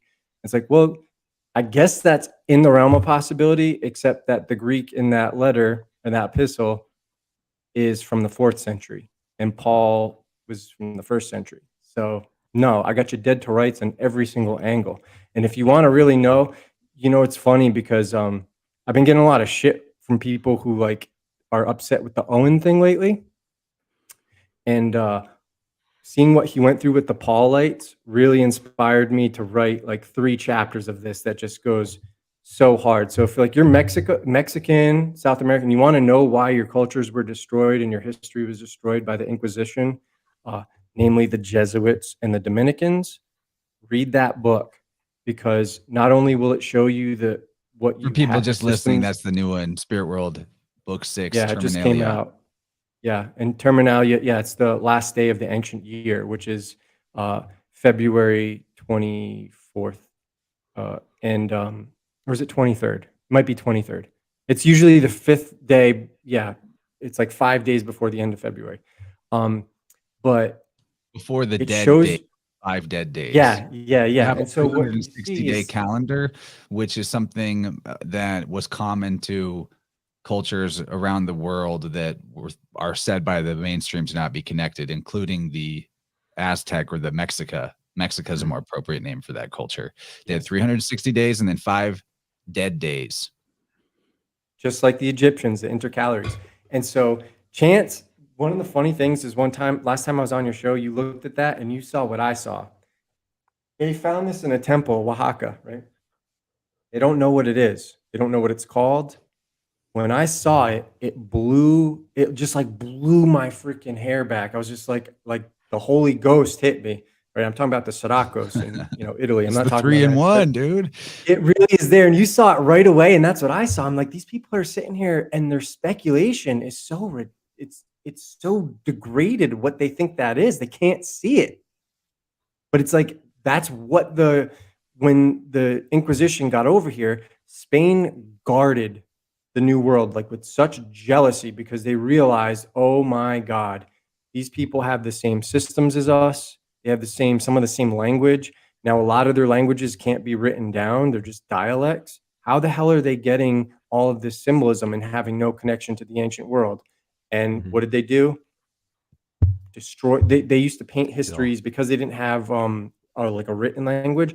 They would paint their histories in paintings. And so they burned all the paintings and shit. And there were some people who are great, like actually well-intended men in the Jesuits and the Dominicans, and they spent 30 years of their life teaching the natives, interacting, learning their languages, learning their history, writing volumes and volumes, and their work is nowhere to be found. But you know what can be found? People mentioning their work. What happened to their work? And if you motherfuckers in the church destroyed it, shame on you. Hopefully I pray to God that someday it does come out that this shit, they didn't destroy it. They just kept it in the Vatican. And at least there's some sort of like closure where we can at least figure out what actually happened here. But it is so crazy when you see what went on in Mexico. And so if you're interested, that's what this latest book is about. And for those of you who are interested in that universal ancient empire, and the book that led up to that ended up being a whole nother book, The Holy Sailors. I had to write this because it got so big because of what you were talking about earlier, Chance, the gentleman Lionel Wafer who got stranded with the Darien Indians, he was from Ireland. So he grew up speaking the Highland language, the ancient Scots, the wild Scots, and the Irish. That's the one that comes from Phoenician, the one that Higgins proved, or he got it from Valency, but Valency proved shares the same 16 letters that the Phoenicians gave to the Greeks. And now they'll say, oh, well, the aspirate of the H is the 17th. But if you look at the old ancient Irish dictionaries, there is no H. They pronounce it, but it's not a word, or it's not a letter. So they had the exact same Phoenician letters. And Britain was colonized and peopled by Phoenicians. When you start seeing this system, you start seeing, oh, wait a minute, Phoenician is actually Celtic. It has no affinity to Hebrew. Hebrew took its letters, Greek took its letters, right? But Phoenician has zero affinity to the Hebrew. And Hebrew is basically a younger version of Chaldean. And this is what tipped me off, is because the Chaldeans had a zodiac of 12 fucking animals. Well, all of you who study astrology know that that's a relatively new thing. So the Chaldeans ain't as old as we've been being told either, right? And it likely comes from the fact that the Phoenicians did possess Asia, right, at some point. And so what I think happened is the British priests, the Kens, the Cohens, the Khans, that's where all this stuff comes from, pertains to the church and all that stuff.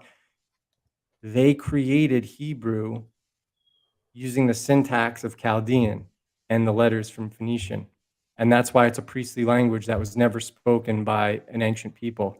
And so what ended up happening is everything we basically know in the modern era is trying to cover this up, because if you figure this out, it totally debunks everything that we've been told by the religious institutions, and that destroys their authority. So it's something there. I want to get more people. Like, I'm not like, I love when people read my work. It's great, but I really want more scholarly people to look into it, because I think the people that will really benefit are like actual professionals that can like see what is going on here. Because a lot of people read it, but like, well, what does that mean? And it's like, you know, you can't really, you don't want to demean anybody, but it's like, what does it mean? What does it mean if Latin is not descended from Greek? And they're like, it means that the shit is older. What is Jesus, right? The Gaulish Jesus, Mars, that everything got hijacked on. It means that everything you see in Italy, like they basically destroyed the greatness of the old world and took over as the church. And they can't tell you that, because the subsequent civilization that the church has produced is basically trash compared to the old world. And if you knew how good it was, you would be demanding, why? Why did you do that? Why did you friggin' monks from Egypt do that? And so if you want to know the origins of Christianity, they come from the Therapeuti, also known, that's the Greek word for the healers, whatever, the miracle workers. The Egyptian word would be Essene, right? Essenes. Sometimes they're called eclectics. They called themselves Philologians, which is lovers of truth. And that's why I titled the first chapter Philologians. But it's real friggin' interesting. And I think other researchers, when they see this stuff, your work will become like infinitely better, because you'll just have a different timeline, a chronological timeline, and you won't be hung up on certain subjects. Because I think that's what I see is when everybody's trying to piece what happened, they're under the presumption that Phoenicians are like Moors and all this other fucking nonsense. And it's like, no. The art of navigation is European. No ands, ifs, or buts about it. I've got all the proof. I've been showing it on my Substack. It's not in the book, but I've subsequently found stuff like, everybody knows that art of navigation was created by Europeans. And so if you have an ancient maritime empire, it is European. The end. And a lot of people don't like that. I don't know why, but I'm sick of people trying to hide our history, especially my culture, and especially my family has been wrung through the mud because of the Christian forgeries. And I expose some of the Christian forgeries, especially on statues and stuff, because you'll see in the book that I'm part of a famous Italian family. So part of this is clearing my family's name. And it did get personal, but I've not told people about this for a long time, because I didn't want to be the one that came out and said this, because I'm Italian. So everybody's automatically, I'm biased by definition, right? Even I have to admit I'm biased. But I'll give you enough evidence to show you what I'm talking about, and then you can do what you want with it. Sorry, that was like a really long rant, but whatever. Appreciate it. It's a good rant, man. I think it's important to what I think is important is the realization that a lot of languages are like, you know, we don't really think about how come languages have all these amazing gematria and things like that to them, that most of the languages of the world today probably are in some way connected to or related to like priestly construction rather than being a naturally arising language. There's a lot to say about this, but I'll just maybe leave it with how Tolkien gives away a lot. Tolkien reveals. Hold on, let me address something, because people are chattering like, oh, well, Christian's a different word in this language, blah, blah, blah. Well, guess what? The New Testament doesn't say it's faithfully translated from your whatever language. It says it's faithfully translated from a Greek original. It lies to you on the first page, the title page. That's the point. Observably monkish Latin. And I then just on want to set the, that straight because people don't seem to ever get it. but then on the last page, it says that if anybody changes this, they'll be cursed with all the possible plagues in the entire book. I just want to say though, like the European holy sailors, maritime empire thing, you know, Tolkien, he talks about Middle Earth, which is Mediterranean. Medi means middle, Terra means earth, Middle Earth. And he demonstrates how somebody with interest in philology and an academic level of education, which is in the modern day, similar to what a priestly education would have been in the ancient world, he literally created a language of Elvish. You know, it's not impossible to do. And that Elvish language he created follows rules. And even if you look into it, it's got a lot of, you know, you could do the same type of like syncretism to what words mean in his Elvish language as we do between languages that are actually spoken and exist in the real world, quote unquote. So, you know, like Hebrew, for example, is probably I think that there was some degree of initiation somewhere at some time or more than one, that part of the deal was like, all right, create your own alphabet. You know what I mean? And that some of those actually wound up becoming utilized or given to the people in some way. That's why the alphabets are all the same. They're literally just, they just changed they're all the same, like sounds and letters for the most part, right? But they just change them up. So like the letters have different sounds, or like the symbols.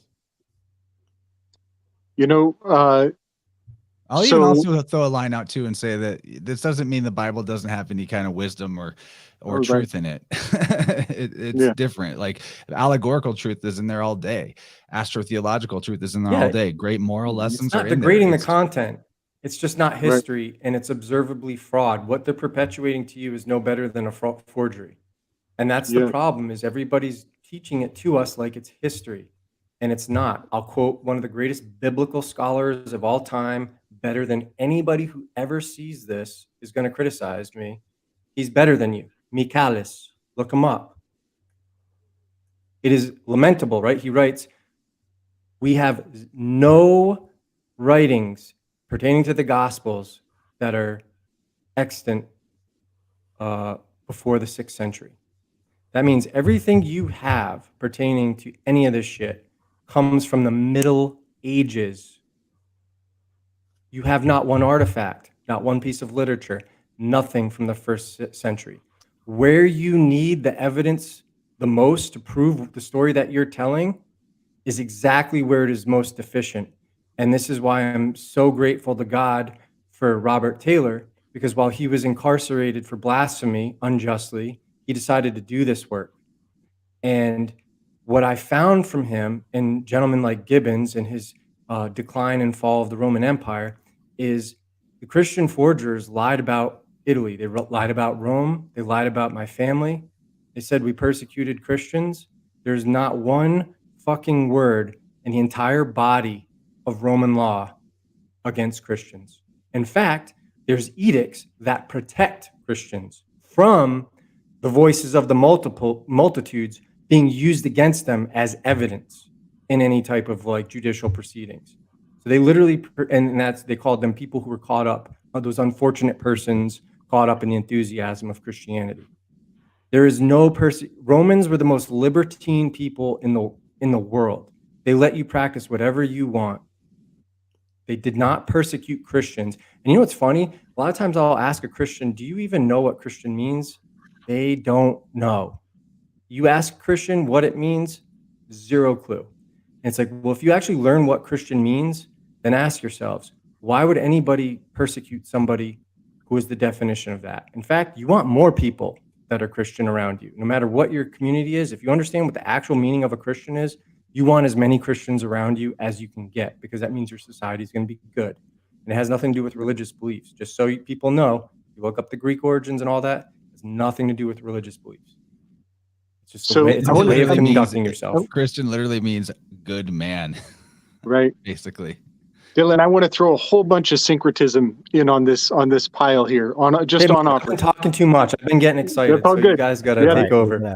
Right. Okay. So I want to put all this on offer. Going back to the Nagas in the salt, the mercury, and the sulfur. So Christians, a good Christian is often told, there's this archaic metaphor they use that is to be the salt and the oil, to preserve the story and to carry forward is to be the salt and the oil. And there's interesting missing component. That's only two parts. The part that is antagonistic is the sulfur. That's the snake's tail. That's the end of the other part, the 1/3 missing link here. And I'm going to put this forward. Right. The sun is westing. That's the west, the end of the alligator's tail. Right.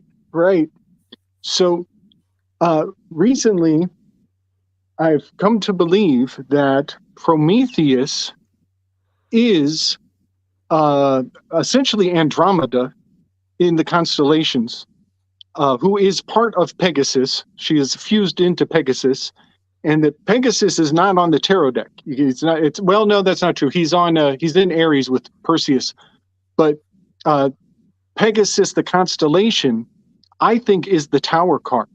The Tower card comes out of February, out of Aquarius, and it bridges. It's long. It bridges 3 months basically, and pierces across the spring equinox, and it actually extends into Aries.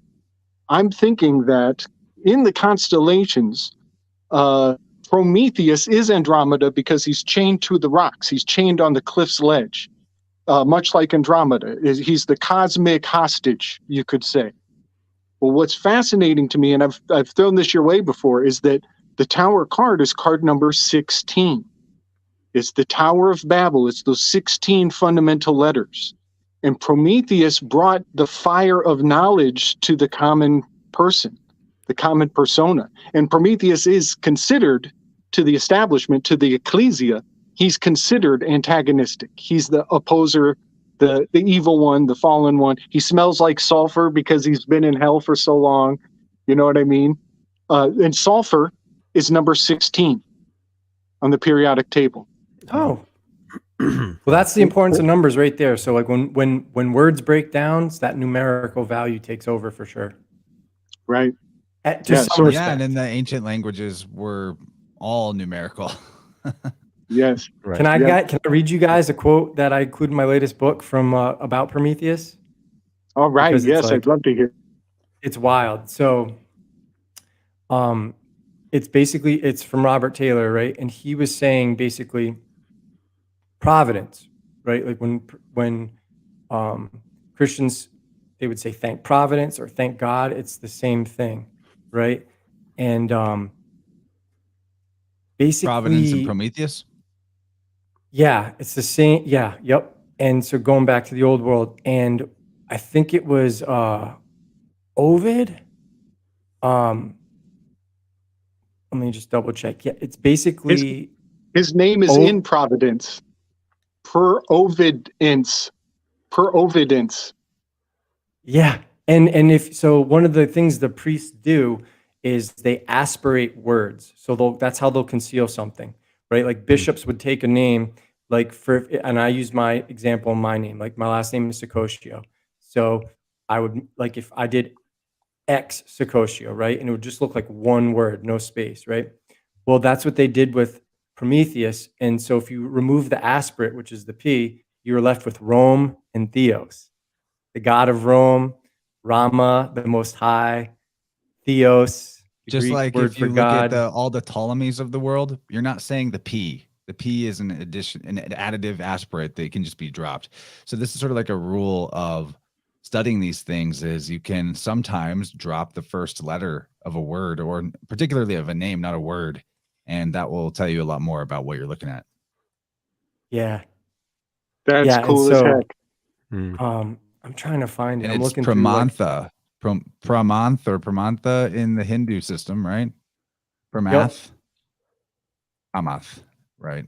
So so basically in Ovid, the Orphic hymn to Kronos or Saturn, he's referred to as Prometheus, illustrious, cherishing father, both of the immortal gods and of men, various of counsel, spotless, powerful, mighty Titan, who consumest all things, and again thyself repairest them, who holdest the ineffable bands throughout the boundless world, thou universal parent of successive being, various and design, fructifier of the earth and of the starry heaven, dread Prometheus, who dwellest in all parts of the world, author of generation, torturous in counsel, most excellent, hear our suppliant voice, and send our life happy, blameless end.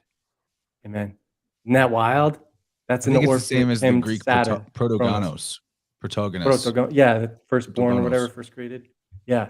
And that's, like going back to like the arche, how they erroneously translate arche as in the beginning.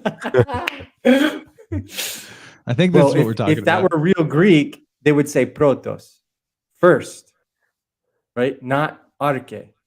That's how by wisdom was the word. It's not first was the word. Wisdom was the word. Logos. Anyhow. May I interject a relatively large reference? Just butt in, dude. Come at it with a take as long as you want, dude. Swing, like I'm just making sure there's no dead space here. So no, that's the whole point. And I grew up in a big Italian family where everybody talks at the same time, so you got to go. It's got to go. Definitely, man. I had a good mix of the Greek and Colombian, usually in the same place. Luckily, when I was younger, and it was the same way, just constant back and forth, badgering, all in good nature, of course. But I've been thinking a lot about what you just said about how researchers can, find their own level of it or their own path with it. In my own research is, I like to make as many musical concepts find their way into my path as much as possible. They don't always do. I don't try to stuff them in where they don't belong. I don't overstuff my pitas if I don't have to. But language-wise, especially, music, of course, is its own language. And there's dialects among different areas. The way somebody plays a violin in Northern Europe, it's not going to be the same way that somebody plays a violin in Southern Europe or in anywhere else in the world, but it's still that instrument. The sound is familiar, but the notes might be used a little bit differently. They might use the same scale. Dorian is a type of scale. Maybe we can talk about that. That's not my thought, actually, but we'll get back to that if we can. But what's more important, based on what you were just saying, and I'm curious about your opinion about it too, is that I listen to certain things and they say that this is very ancient music. It's from 2,000 years ago. Anything before, maybe before the Renaissance, just to be safe and put like an obvious cap on the time period. Anything older than that, there's no written record of it, first of all. That's a guarantee. Unfortunately, music doesn't have a lot of writing until pretty recently, relatively speaking. But when they try to pass off certain things as ancient or older, I can tell that they're not. They can't prove it. They don't have an actual way to prove it. There's no recording. There's no record. There's no written anything. The instruments barely ever make it, ever, long enough. Except for certain brass instruments, we rarely get to see an ancient relic of an instrument. They just don't make it, especially if they're made of wood. I never thought about that. Right. And it's always like, oh, here's the old stuff. And I'm like, this is the new stuff. What the hell are you talking about? I know that this is not philologically correct with the way that certain phrases work, the way that I was trained to understand how old music functions versus new music, particularly Western, but definitely Eastern too, because there's a very, very large overlap between those things. So that's my point, is that, yeah, I haven't really thought about it too much either, actually, but I'm often like, no, there's no way that this is old stuff. It can't be. And you can't prove it. So it's hard to say. It's just like when they have a World's Fair, they knock everything down and suddenly there's new stuff up. They just kind of build on top of something that was already there and try to pass it off as old or new. And they just mix it all together. And for the most part, we use the same 12-note system for almost the entire world. But another thing that comes out of that is the manipulation of an actual scale, being 7 notes plus an eighth for an octave. We often get pentatonic, which is 5. And that bearing straight thing you were talking about, I was always thinking about that, because a lot of Oriental stuff has a relative tendency to use the same pitches in the same way as a lot of the Native American stuff. And a lot of the African stuff does that too. So, and eventually the blues ends up doing the same thing. So, there's a history we can trace recently, but when they try to pass off the old stuff, man, I don't see it. I don't believe it. It doesn't sound like that to me. I think, and me and Chance had a good talk about this a few months ago, where maybe percussion I can believe more than a melody as a really, really, really old thing. But there's you can't. What do you think they were using for instruments? Well, actually, what you just mentioned, George, is freaking. That's like one of the big things you find in Great Britain is what people would do when they were under attack. They would have like a bog or something or a pond. Right. They'd have all their valuables, and they would know how to hide it in the pond, right? But if they died in battle, nobody knew that shit was there. And so now it gets dug up all these years later, and you find brass plate, like plate mail or whatever, that's brass, it's got inscriptions, whatever. If they had instruments of that material, the shit would have, it still would have existed. So what the hell were they using? There's not much. Before, very, very, very simple trumpets, which they claim are based off of conch shells, which I can see that, especially and good old ram horn. A good old ram's horn, because instead of having this huge long thing, it's wrapped up into a tight little thing. Have you ever seen a French horn? Can you play like music with that? Can you actually like play notes and shit, or is that just one sound? Like, it's pretty tough. If you put holes in the right spot, you can get different pitches. But this is where the pentatonic thing comes in. Picture the shakuhachi, the Japanese flute. It's not made to play full entire scales. It usually plays a pentatonic thing, just 5 notes, where some notes are much farther apart than others, and it has a very natural sounding quality. It's the kind of thing that, in quotes, and it doesn't mean anything good or bad, is non-musicians usually gravitate towards these scales. They tend to flow off the tongue a little better, and they're much more relatable to an entire group of people. That when you want to sing and perform a ritual with an entire community, not everyone's going to be a professional musician. It has to be simple, it has to be relatable and instantly recognizable. And I think that's why people love the blues, by the way. It tends to sit in these very obvious places musically that you don't have to know anything. You just get it. So, and funny side note on the shakuhachi. Hold on real quick. You just hang on to that, George. You just said bells. You just said bells. Somebody else said bells in the comments, right? Yes. Bells are another unique thing going back to Persia. And they found the friggin' bells in Mexico. Really? That was one of the things. Yeah. Uh-oh. Like, how did these people have, there's a lot of stuff. Sorry. Give me just a moment, guys. I'm very sorry. Very sorry. Hey. No worries. Yeah, and bell is also kind of a giveaway of a word. Yeah. Bells and the pomegranates on like the high priest's robes. So there's just a lot. It's so interesting. And the other thing that's interesting, like when you're looking at history, so they found, I think it was in the Yucatan Peninsula, somewhere over there. Might have been somewhere in South America, or like maybe in the islands nearby. Tortoise shells, coins of iron looking like tortoise shells. And people suppose that's an indication that Greeks were there trading with them. How did they get it? Just for people who don't know, the Mexicans didn't have the ability to smelt iron. Despite living in mountains that had iron, rich in iron, they didn't know how to mine it or smelt it and to make hard tools. So the reason that is important is because had Christians or Jews brought them this system, they would have brought with them that ability and letters.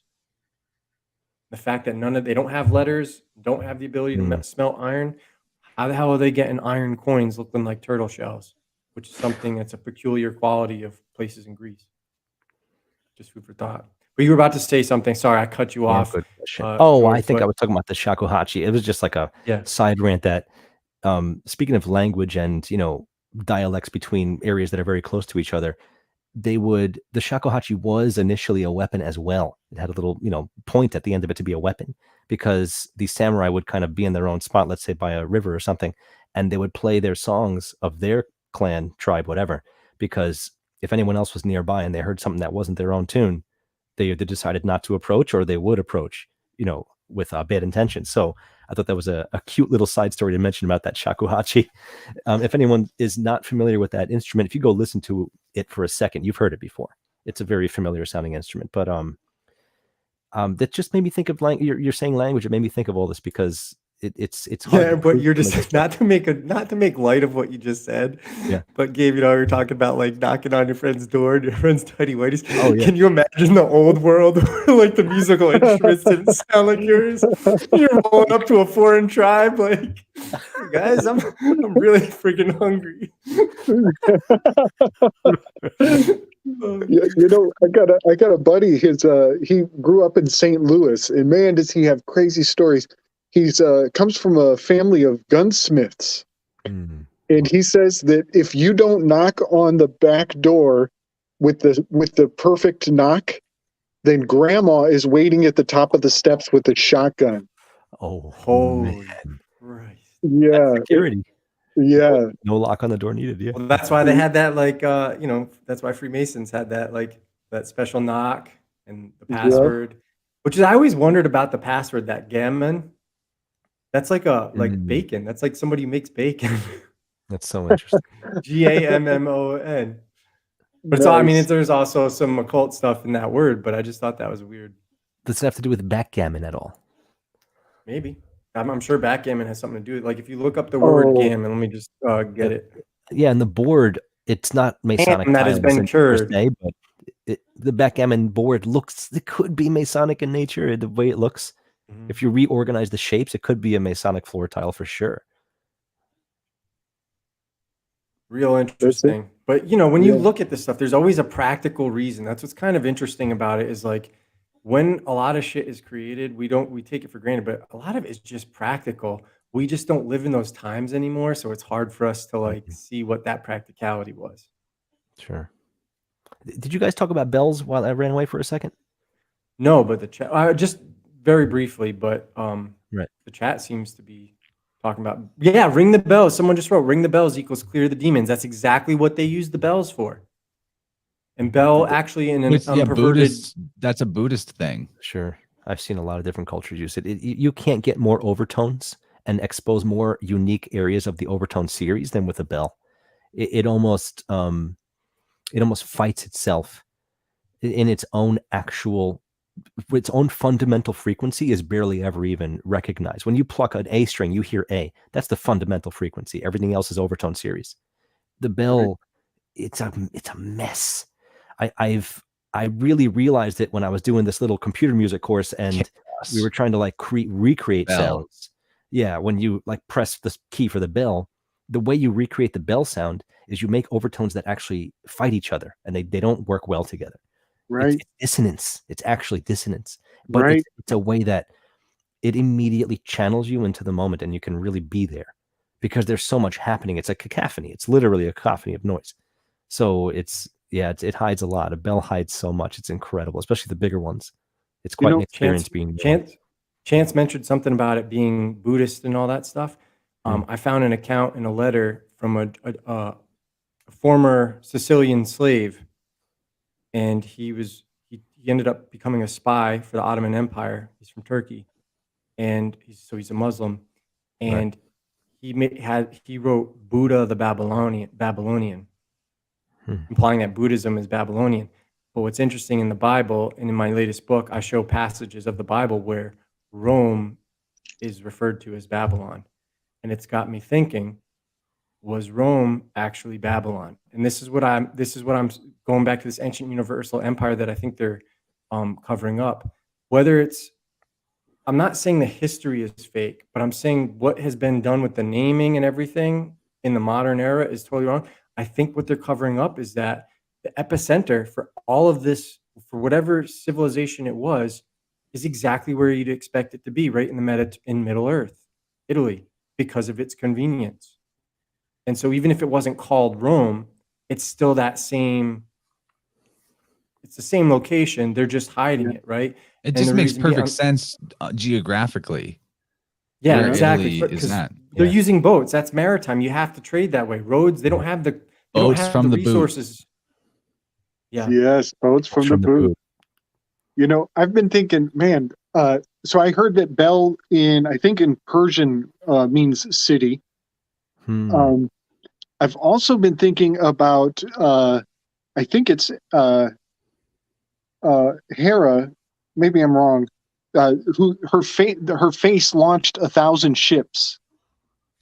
The Greek Helen, thank you, whose face launched. She is the lady because she is the lady, right? Right. She's stolen. I mean, that's Hera the same. And Hela the rape of Persephone, right? It's the same. It's Virgo. It's Virgo in winter because she rules the night sky starting in winter. And the LR being philologically switchable. Hera, Hela. Hela. So Helen. I've been thinking about Calabria that you mentioned a couple weaves back. In Cara means face, and Bria means bright.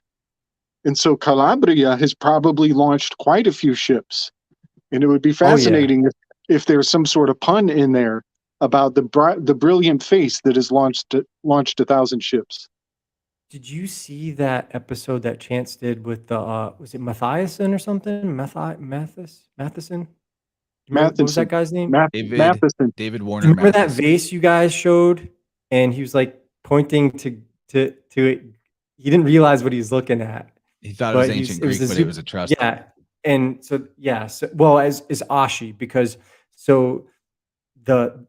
again, this is how you can prove that we're not coming from Greeks. We civilized the Greeks. This is what they're inverting. The Zeta comes from that Phoenician Zion, which looks like an I. So on that vase, it looked like IEUS or IEVS, right? And if you know that Vav is interchangeable, it can be a U, it can be a W, it can be a V. So that if you looked at it from like a Latin pronunciation, it would be use, or Greek, that would be Judai, Jew, God, Jupiter. And it was supposed to be like Thor, or no, it was Hercules, or. Well, he had the lightning bolt, that weird thing. And you know, when we did that episode, remember that episode we did with Mario with the tarot, and it had this weird, like, almost like wheat or some weird shit they were carrying here. And we were like, what the fuck is that? It's like a Vajra. That's how they used to depict lightning. And I totally missed that. So you said that language was Oski?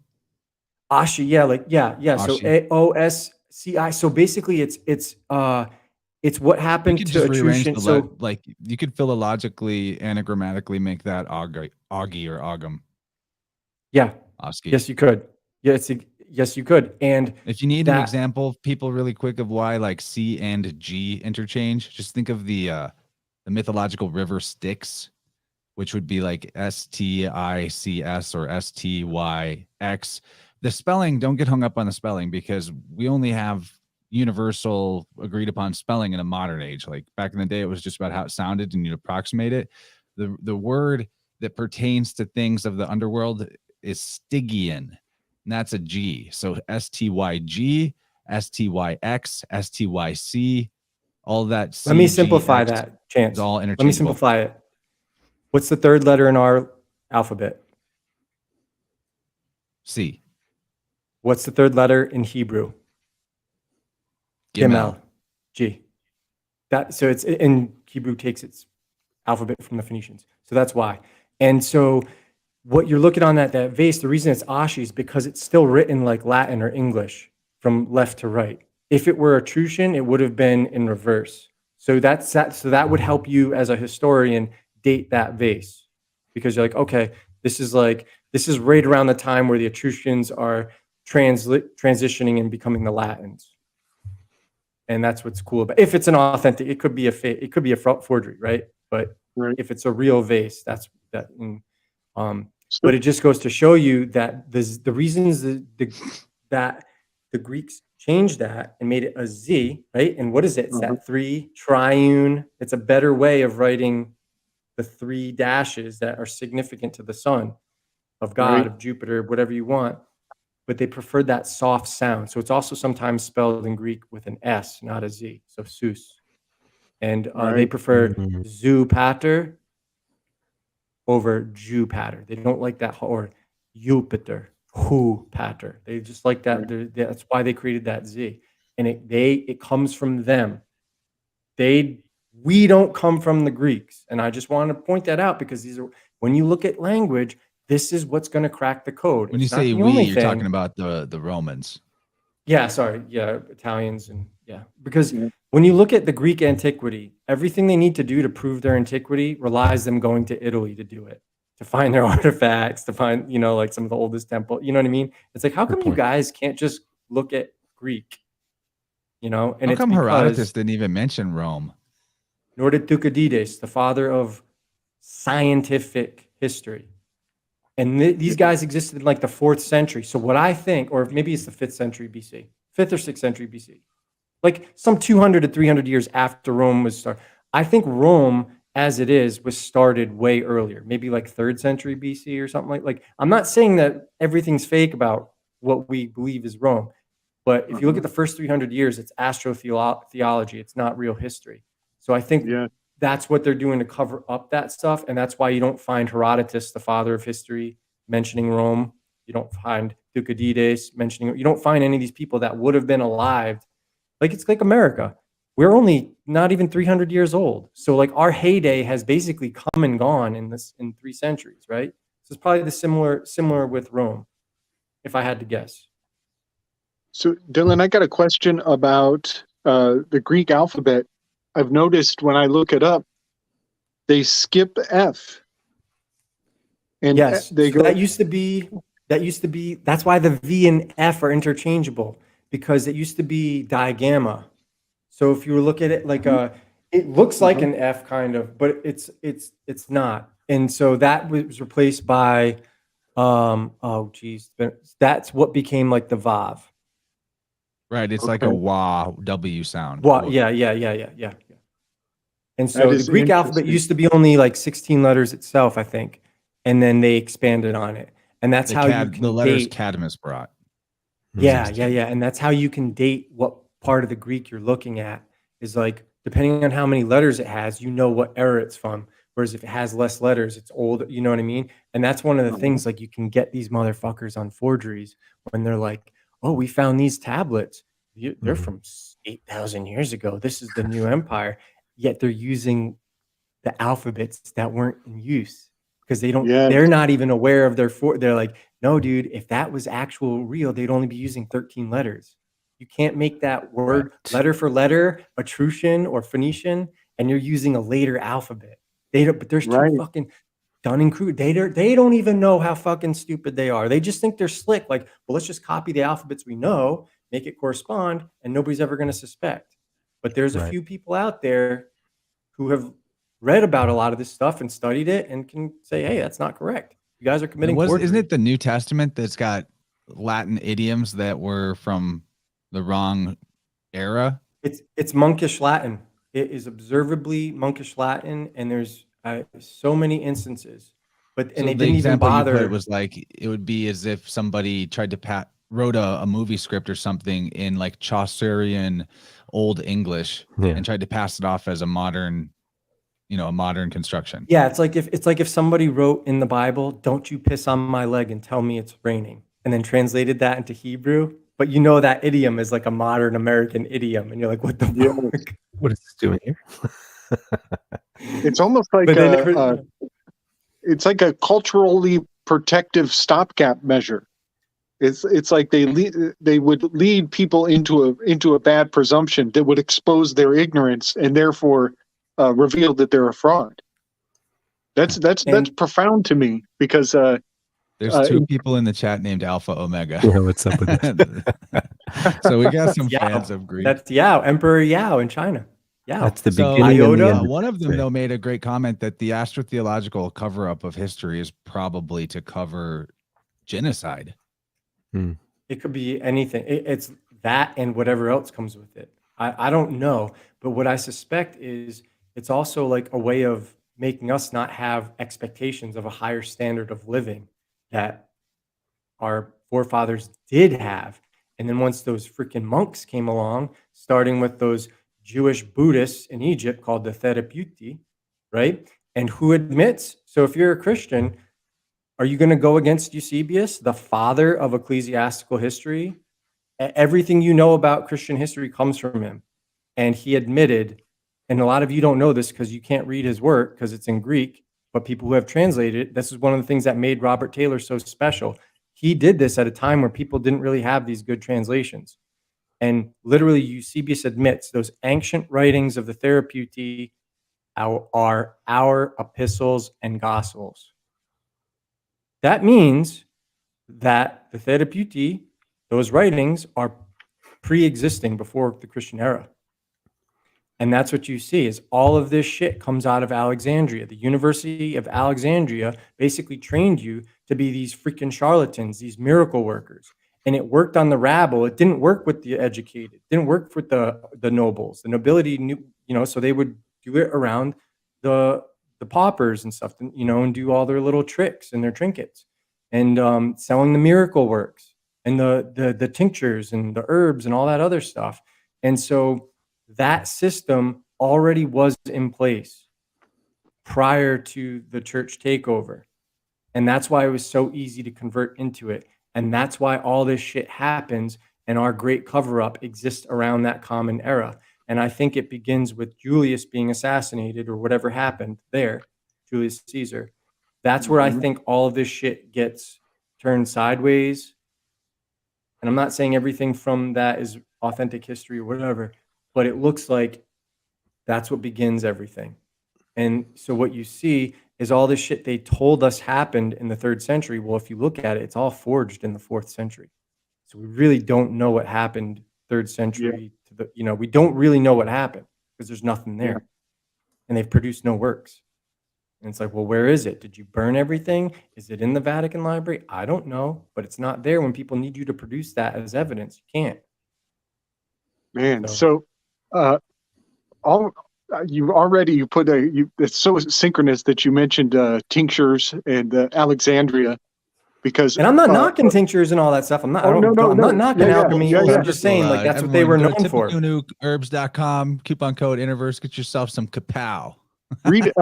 Chance, read us the ingredients again, because I already, in the beginning of the show, I already looked this up, and here we are talking about Alexandria and tinctures in the same sentence. Read the ingredients again. Yerba mate, American ginseng, cordyceps mushroom, schisandra berry. Okay, so Cassandra has been on my radar in my research, and when Chance read those ingredients, I popped open. Cassandra is literally Cassandra. Yep. Philologically. Yep. So I popped open my dictionary of classical mythology, and I looked up Cassandra. She has a very long explanation in here. I'm going to rip through it real quick. Also, take your time, dude. Yep. Also, Alexandra, one of the 12 daughters of Priam and Hecuba of Troy, the twin of Helenus. She had 50 brothers. She was the most beautiful of Priam's daughters, and she was courted by many princes. Apollo loved her and promised to give her what she desired if she would only gratify his passion. She asked for the power of prophecy, but as soon as she obtained the gift, refused to fulfill her end of the bargain. Apollo could not withdraw the gift of prophecy he had granted her, but he wet her lips with his tongue, thus affecting a curse that no reliance would ever be placed upon her predictions. She would indeed be able to foretell the future, but no credence would ever be given to her prophecy. Her name has become synonymous with the prophets of doom, whose warning are heeded too late.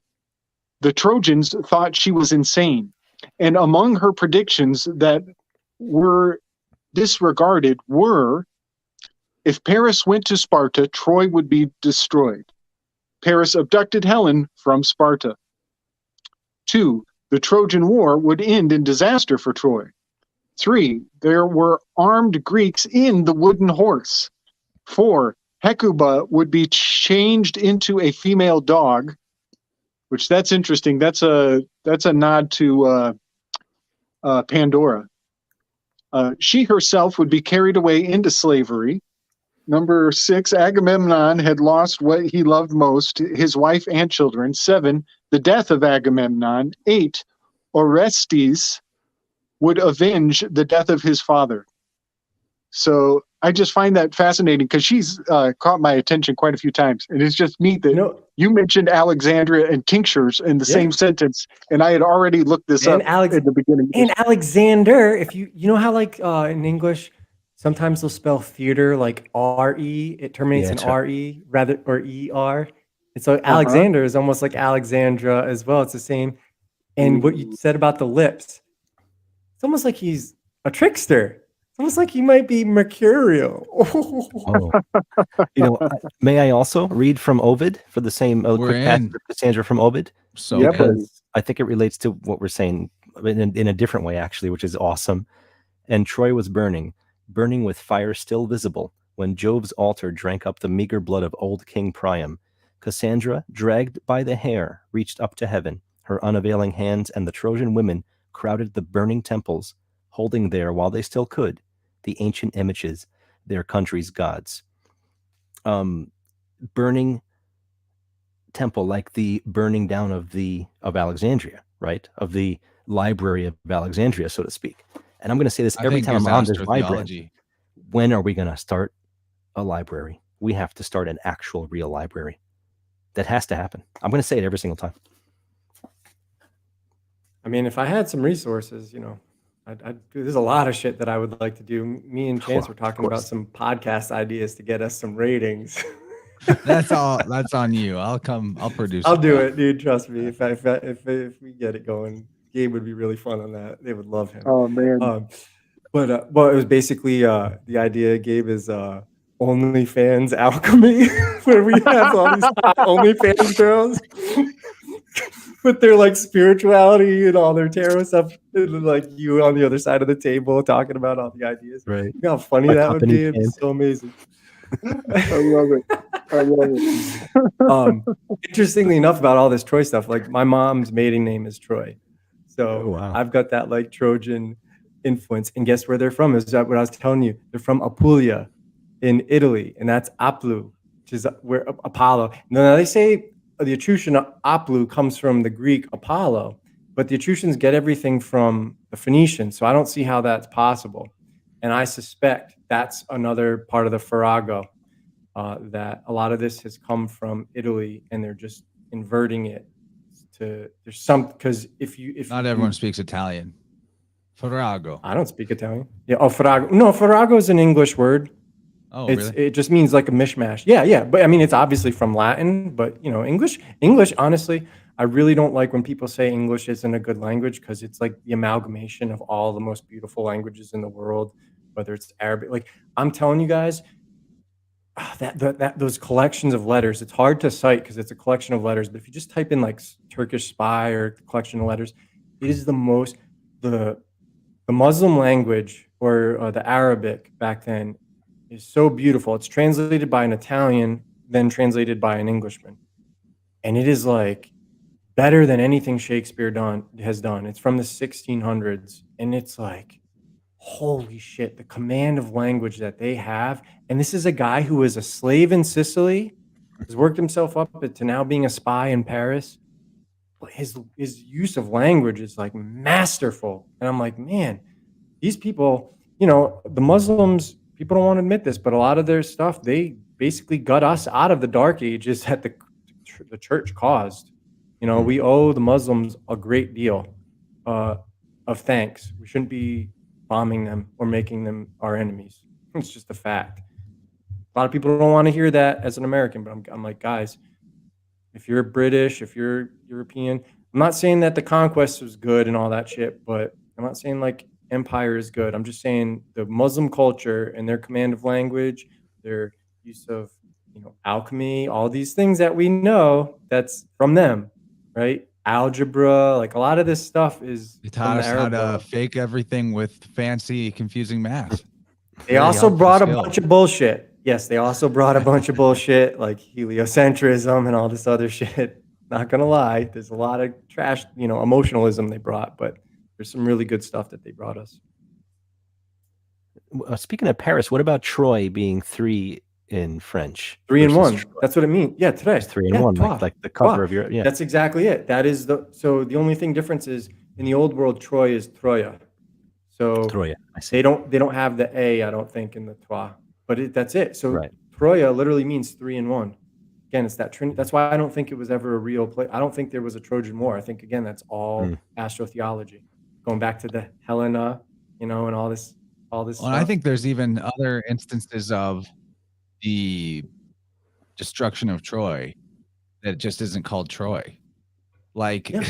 I'm just like an example. So, like, I found writings from, I think probably like in Higgins, and who knows what he's quoting, but in Anacalypsis, where he's talking about the cycle of destruction and regeneration, and the belief among the initiated in the ancient world that when, the whole flood thing happens on repeat, that then afterwards there were certain people that believed that it would actually, the world would play out everything that ever happened again. So like you could even look at stuff like Sodom and Gomorrah being destroyed, or especially the one that I'm really suspect of is Nero fiddling while Rome burns, as like that's the Troy mythos again. Like basically what I'm trying to get at is Troy is an allegory for the destruction and renovation of the world, and that was an important thing that was encoded there, and that they believed that it would happen again repeatedly, that there lots of Troys. I'm going to show you guys. Oh, go ahead, guys. When you're done, I got an inscription from Nero that was proven to be a forgery that was used for a real long time to lie, Christian forgeries, to lie about what Romans did. Nero. Nero means the cycle of 600 or 650 or 608. So you both of you, Gabe, George, you guys go, and then I'll go. It also it's water in Greek. Nero, yes. Yeah. Chance, it's crazy you mentioned Sodom and Gomorrah. I'm looking up brimstone right now because we've talked about sulfur, number 16 on the periodic table, the burning of cities. And I just remembered on the fly here that there is a location that is steeped in just raw balls of sulfur out in the desert that you can pick up a piece of this. It's called brimstone also. And you can just set it on fire, and it burns, and it burns, and it burns, and it burns, and it burns, and it goes, and it goes, and it goes. And people can look it up, and they use it as as like proof that Sodom and Gomorrah was a real thing. But whatever it is, it proves that something came down in a location, and that there is just brimstone, sulfur all over that place. And I'm not sure. I haven't done the run through here on a map or the location. Down, or is it geological phenomena? Is it like Is it from the Earth, or do they even know? They're just speculating. They think that it came down, but that's because of the mythology. But I wonder. I haven't done the legwork yet, but I know that Alexander was on the march one time, and he came to the location where he believed Prometheus had been chained to the cliff's edge. And he made all of his troops put down everything and stop. And we have to give a sacrifice and give homage, honor the location where Prometheus was stuck for so long. And I wonder if it is even remotely close to where this brimstone is found, just laying about in the wilderness. That would be really fascinating because, again, I feel like there's a real power weave with the brimstone, the Tower card, number 16, and Prometheus, and bringing knowledge of how to fight back against impossible forces, that being literacy and the ability to make shit go boom. That even adds more to what I was going to say.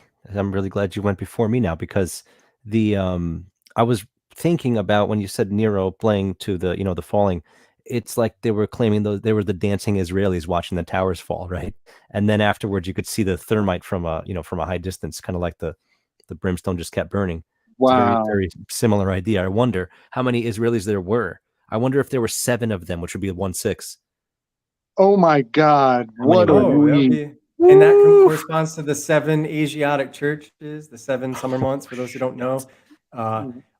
Chance bought me this book, you guys. Let me see if I'll see if I can find it. But so basically you have the 7 summer months would be from Aries to Libra, and then the 5 months of suffering, the 5 wounds in the Lamb, would be Yes. the 5 winter months from Scorpio to Pisces. But I wanted to show you while we were on Nero real quick. This is my latest book. So the last like 3 chapters or so of this is going to really show all the forgeries and stuff committed by the Christian church. But so you see that how it says Neroni Clavidio, Cesari, August Pontifex Maximus, you know, right? So anyways, this inscription was basically in Spain, and they had used that to basically say that Nero like eradicated all the Christians there. And they had used that for centuries, guys. Say again. And guess what? No, they used that for centuries. Yeah. Okay. They used that for centuries to say he's the bad man, all this other stuff. And guess what? It turned out that it was a fucking forgery. And now then after that, nobody used it anymore to make that case, but the damage is already done. Because you have, this is why I've been harping on this bearing false witness, guys. If you bear false witness, it's almost akin to assassinating someone. Like if you assassinate someone's character with lies and you steer perception and it was not real, that's as bad as killing them, because you can never get your reputation back when people think you did atrocious shit. You know what I mean?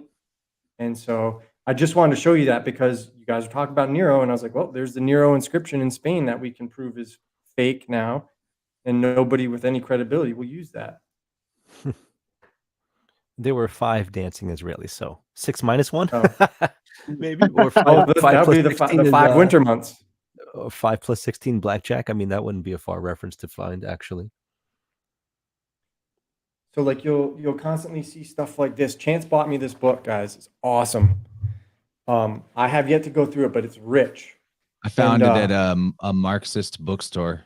Whoa. 1, 2, 3, 4, 5. You'll see this. So wait, hold on. Show that again and tell us where that's from. This is from Apasco, Angels Displaying the Stigmata. Right. So it's the 5 wounds in the lamb. This is just one, but I'm going to show you another one. That's the one that I'm looking for. That's like actually like really. Oh, here we go. Oh yeah, look at this dude.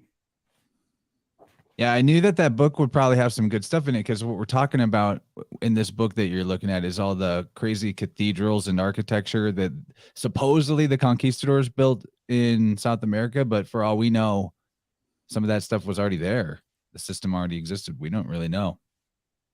Yeah, so for those who are interested, so those you know, like I said, if you send Chance a message while this is live, I'm not going to be sitting here having him send me shit like days from now. It's just for right now. I don't want to make his life anymore. He's got a lot of shit on his plate. The guy's got a lot of irons in the fire. But if I'm going to be reading this and decoding this shit and whatever on my Substack. So if you're interested in that free month of my Substack, touch base with Chance, give him your email, and he'll send all that shit to me, and then I'll add you. You get a month. Yeah, we have a lot. If you like it, I'll earn your business. If not, then you won't. But you can still say a free subscriber and get like half of the articles for free, because I always do like a free preview for all the people who are just free subscribers who just want to be notified when I'm on a podcast or something. Like after we get off here, I'll send a blast out to let everybody know that we did this.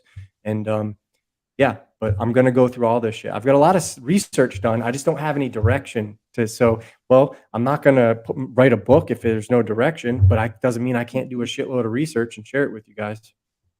Nice. We thank you. Chance gives the best books. Yeah, I found The Power of Myth from Joseph Campbell at this used bookstore at the same time. Nice. And I sent another book to Mario as well. What did I send Mario? Something about like totem poles, pole star stuff. I knew he'd be into that. So this is looking a lot like Draco around Polaris. Yeah. Yep. Yeah. And there's another. The Chinese had a myth about. So if you look at Draco, Gabe, it almost looks like a castle wall. So that's what they referred to Alpha Draconis back then it was like the allegory or their myth. It's been a hot minute since I've read it, but it's like, it's almost supposed to represent like a castle surrounded by the castle walls instead of the serpent, but it's the same. It's what you just showed. Wow, that's interesting. So guys, since we're in the, this episode, I named it Lord Thrice Great, we're talking about Lord 8. I'm going to go over a little bit of, this is raw notes. So it's not in a form of like, I can just read this. So give me a little bit of leeway as I transcribe it. But I want to talk about this idea of the multi-formed great father, great mother, hermaphroditic progenitor God, right? So basically this idea of the great demon father. I'm not talking about demons in this Christian sense or the modern idea of the word, but as in the primal parent of all mankind, the first man. Eudaimones, good soul. Yeah. So demonia in the original conception was referring to the spirits of heroes who passed over in death and could be contacted for help. Like when you look at all the 10 trillion saints of the Catholics, for example, that's literally demonolatry. But they just dress it up in their thing and they call them saints instead. But it's the same idea as what demonia meant to the ancients, that it wasn't evil spirits in some infernal other dimension. So we're talking about the primal parent, the great demon father, Noah, Adam, whichever one it is in whatever cycle of the world that then regenerates the world. And so when this being is material, it's said to material as in the materialist system that derives out of this. That's a side weave I can't get into, but this guy, mother, father being multiplies into 8 forms. And this is a clue because if you dig into other theologies from around the world, you're going to see this pattern of 8 forms. You have in the Orphic theology, the forms are fire, water, earth, air, night, day, metis, which is wisdom, and eros. In the Hindu, you have the 8 forms being water, fire, sacrifice, sun, moon, ether, earth, air. These are basically the forms of Iswara and Isi, who are Osiris and Isis. The Egyptians, they have the Ogdoad, right? There's the 8 going gods towards there. Lord 8. Are you going towards Lord 8? Is that what this is? In Taoism, you have the Bhagavad, the 8 elements. At Hermopolis, you have the Hermes actually quoted as saying, I'm 1 that becomes 2, I'm 2 that becomes 4, I'm 4 that becomes 8, and after that, I'm 1 again. I'm just thinking like Ogdoad. Is there anybody that looks at this and doesn't see there's like a system here anymore? Like, is there anybody who's still like incredulous? Well, just even look at like Ogdoad, the word Ogdoad, the Egyptian 8 god pantheon. The word octo and ogdo, same word, D and T interchange. There's a good example of it. In the Aztec or the Mexica pantheon, their 8 forms of their deity are water, fire, death, sky, night, day, earth, and mother or matron. So I think it's possible. We don't really know what the beginning of this system is, but to bring it back to the 5 instead of 8, I think Buddhism seems like it maybe has some older roots and that things are expanded off of that. And that before the 8, there may have been a system of 5, but that could maybe not.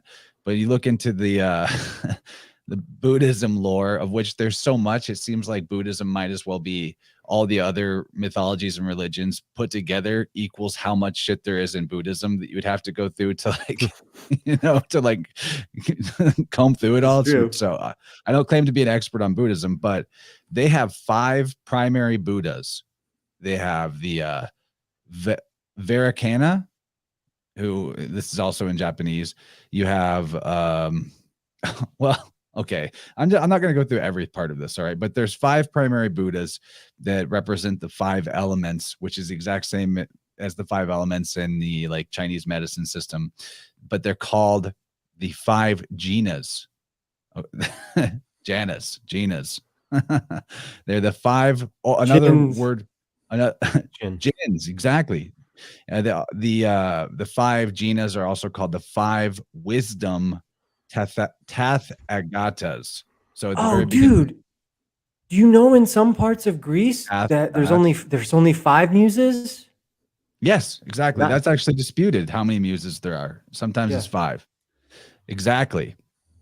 So these Jinas, which is a Sanskrit word which means victor or conqueror, Sol Invictus, maybe. The 5 wisdom Tath Agatas. There's Tath or Teth or Taut. Yeah. Thoth, right? And Teth is the Phoenician letter that looks like the cardinal cross. Look it up. Which is 4.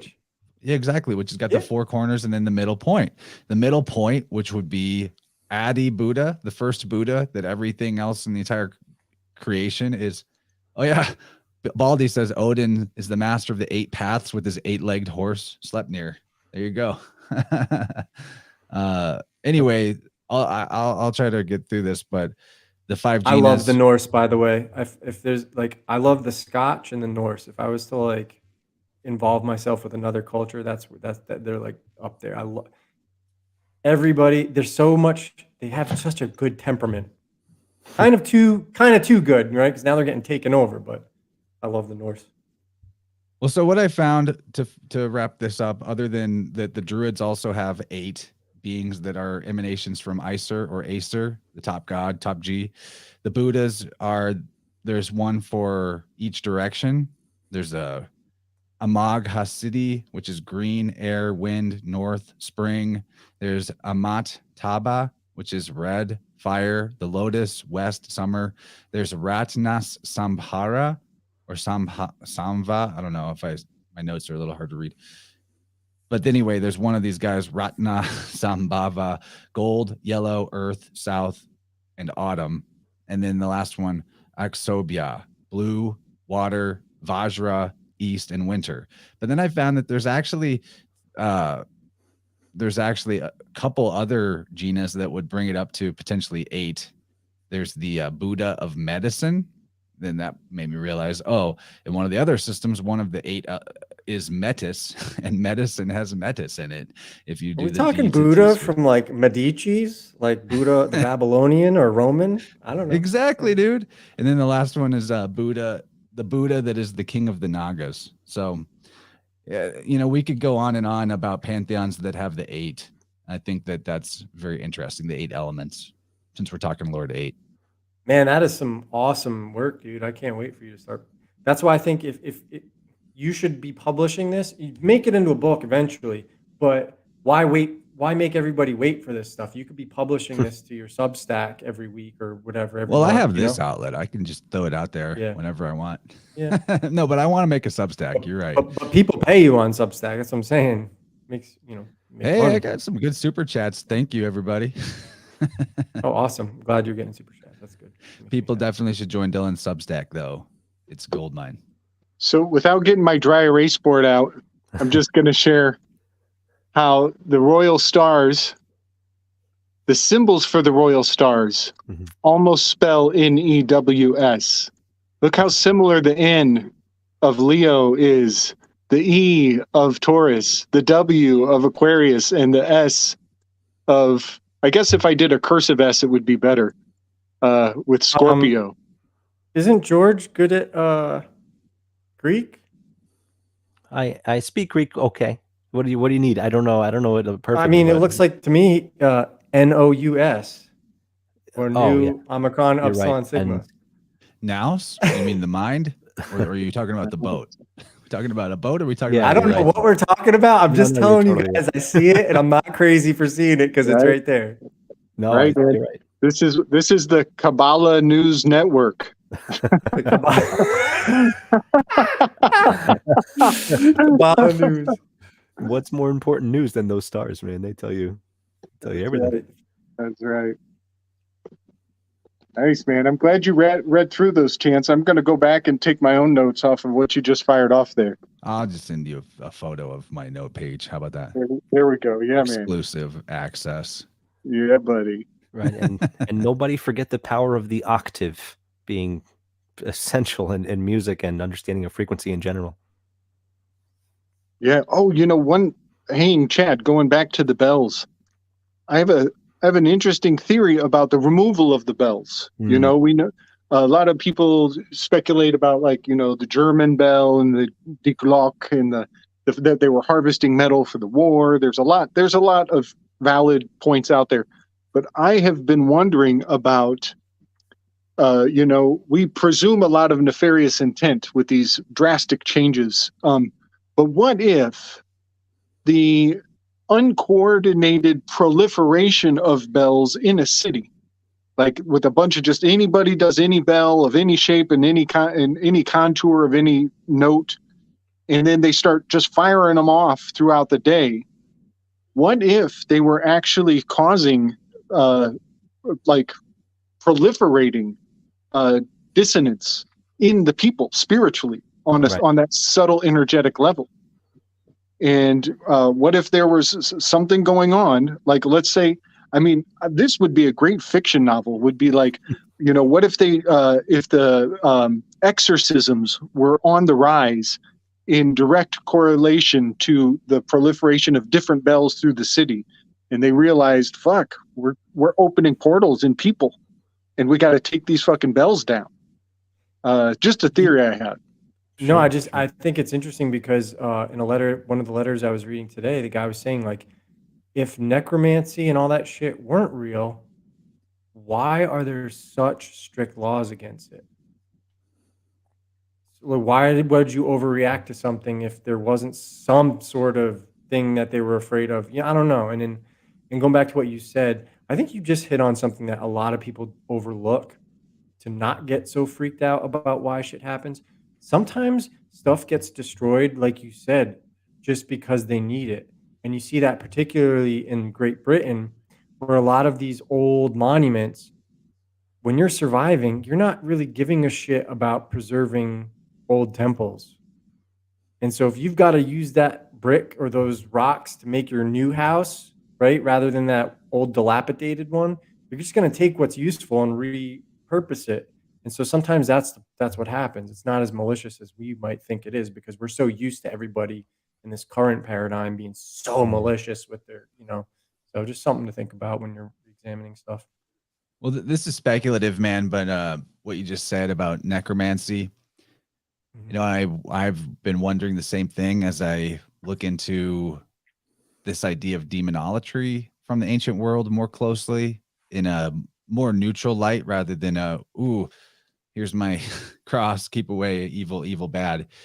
And obviously, people that identify with stuff like demons and Satanism in today's age are like horribly retarded and annoying and often intentionally evil, right? But when I look into this, and I've perused some forums and websites of people who are like practicing demonologists and doing this occultism, that when you actually get past their barriers of like boogeyman iconography and dare you enter here, our satanic coven, and you're reading what they're actually saying, it's basically the identical type of practice as people who like call on archangels and stuff, or people who try to work with their ancestors.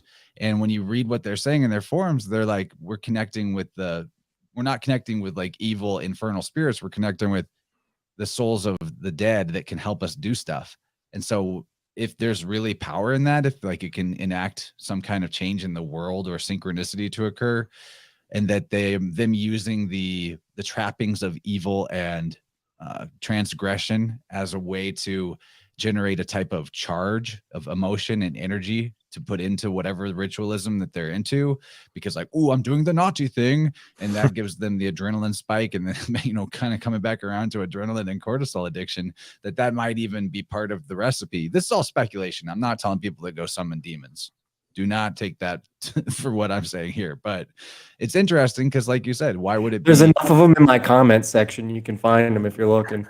And why would there be so many damn bones and relics of finger bones of a saint and catacombs? And, I think that something about the ancient system was built on the power of what we currently call necromancy. And maybe even part of the reason it's why demonolatry is demonized in our era is because it's like cutting us off from some sort of power of communication and contact with ancestors that want to help us, actually, or that maybe that they're neutral, but they take the form of like angel or demon, devil or demigod, depending on our energy and how we approach it. I think all And that's very possible. Just to show what you're talking about with the C and G interchange, necro is negro, black.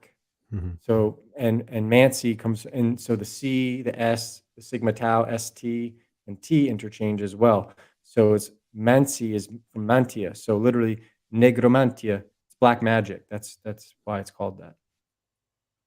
And I don't think when it started though, it wasn't about that. When I think when it started, it was just about like tapping into a dead ancestor to get exactly. It's not like necromancy in a fantasy video game where you're like animating a skeleton warrior.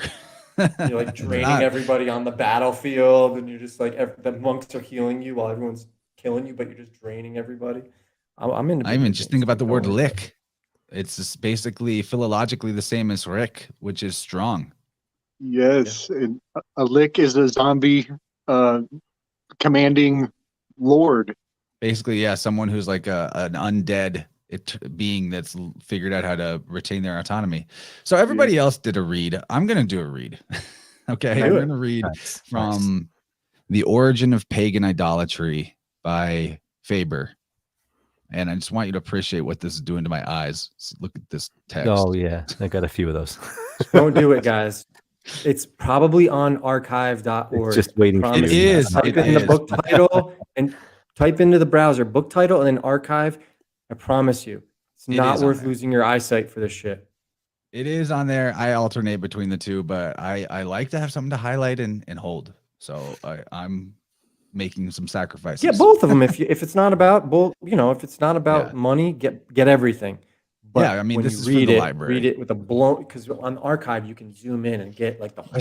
I should get a magnifying glass. That would actually be pretty dope. It's cool to have one. It is. Okay, I'm gonna read about this, 8-formed deity, because when you hear what I'm about to read, I'm gonna read a couple paragraphs, but the first paragraph we're gonna have a clue as to why was the system originally 16 letters. I'm not saying that it's not a claim, but there could be a clue here. So Faber says, as the great demon father, when materialized, was thus multiplied into 8 forms, because in his human character, his family comprehended just 8 persons. So the great mother, from her hermaphroditic identification with her allegorical consort, was, in the material system, likewise said to have 8 forms. These 8 forms, therefore, by a necessary consequence, were the very same as the 8 forms of her consort. And accordingly, as in the Orphic theology, fire, water, earth, air, night, day, Metis, and Eros are the offspring of Jupiter, both male and female. So in the Hindu theology, water, fire, sacrifice, the sun, the moon, ether, earth, and air are alike and equally the forms of Iswara and Isi, the Osiris and Isis of Egypt. It may be remarked that when Iswara and Isi are joined together in one hermaphroditic person, who then bears the name of Ardha Nari, they perfectly answer to the double Jupiter the hermaphrodite. Almost sounds like Argonaut. Yes. But the material system did not stop with representing merely the larger parts of the universe as members or forms of the great parent, or with fancifully dividing the immense body of the god by the numbers 3 or 8. If the whole world was the varied deity, as in earth is the Arga, it's the whole, it's the boat, the goddess, the mother, father, being is the whole universe. This is what I meant when I referenced the material system, was a later development that believed that everything physical was part of the god. So if the whole world was the varied deity, everything in that world, though comparatively it might be small in size, would be equally one of his forms or members. He would breathe in every bird, beast, and reptile, no less than he would diffuse light and fertility from the sun, or scatter plenty over the earth from each aerial shower. This seems to have occasioned that endless variety of symbols by which the great parent was wont to be represented, a variety amounting almost literally, as the prophet expresses it, to every form of creeping things and abominable beasts. Certain symbols, indeed, in particular, may have had an additional distinct origin of their own, but the endless multiplication of them certainly appears to have sprung from the source here pointed out. So basically, I could go on, but he's trying to explain why, let me just do one more paragraph. We may observe a regular system pervading the whole of animal symbolization. By whatever creature the Great Father was represented, the Great Mother was invariably typified by the corresponding female. If one was a man, the other was a woman. If the one was a bull, the other was a cow. If the one was a horse, the other was a mare. If the one was a merman, the other was a mermaid. If the one was a male serpent, the other was a female serpent. By similar pairs of hieroglyphics, the fancy of the ancient materialists ran, consistently enough, almost through the whole circle of creation, and the two great parents were equally discovered in a cock and a hen, a male dove and a female dove, a male fish and a female fish, a male ass and a female ass. Yeah, he names a lot more animals, but basically, this is the two of each kind, in the ark. I'll leave it at that. This book, this is a really great book if you can get through the parts where Faber's trying to justify Mosaic history and why everything that isn't directly from the scripture is wrong. Like, it's so interesting how the Dunning-Kruger effect, even someone that knows a lot, it's not really Dunning-Kruger effect for this guy. It's like his bias or his religious belief is like blinding him to the fact that the Gentile system that he's disparaging in this book, the pagan idolatry, is like the exact same symbolism. There's literally passages in here where he's like, the real Jehovah, and then this is the fake Jehovah. And but what you'll see when you look back in history is there's so many people like that are brilliant, but because and I think that's what's valuable about what we're doing here is if there's a lot of people who are brilliant status quo researchers, and they have no idea about this stuff. So when they're looking at stuff, they're trying to take it apart, not realizing what they're looking at is not real. And so if you anchor the beginning of your research onto something that's fraud, it doesn't matter how good you are at research, your entire body of work is going to be built on that castle of sand. And that's why, like, I wrote Spirit World. That's why you guys do what you do. It's like the more you can show people that what they're looking at is not real and not historical, the less we'll all be led astray, because sometimes a lot of these people do have good intentions. I don't know enough about the man, but I know enough people. Faber is one of those guys that got led astray by a Brahmin and didn't understand. But Godfrey or Godfrey, the son, Higgins, vouched for him and was like, the man is a man of good character, and most of his work's good. But he did get it. He got some of the stuff he put out by the Brahmins. That Brahmin was a charlatan. And so he fell for that. You know what I mean? So there's always going to be good. You just have to be, that's why we're all infallible. Some of us are really good at, stuff like, You mean we're all fallible? Yeah, we're all fallible. Excuse me. My mistake. See, the perfect example. We're all infallible. Yeah, exactly. I don't sit here and tell you guys how to build houses and like how to install the perfect plumbing system for your new house, right? That's out of my wheelhouse, right? What I talk about is what I know and what Thank God somebody knows how to do it. No, I know, and I'm in awe of those people. Like, those people are like, they don't get enough respect. They're the ones that like make our civilization possible and really get rid of like the disease and all that shit. But it is interesting how just because someone's like that doesn't mean everything they have to say is wrong.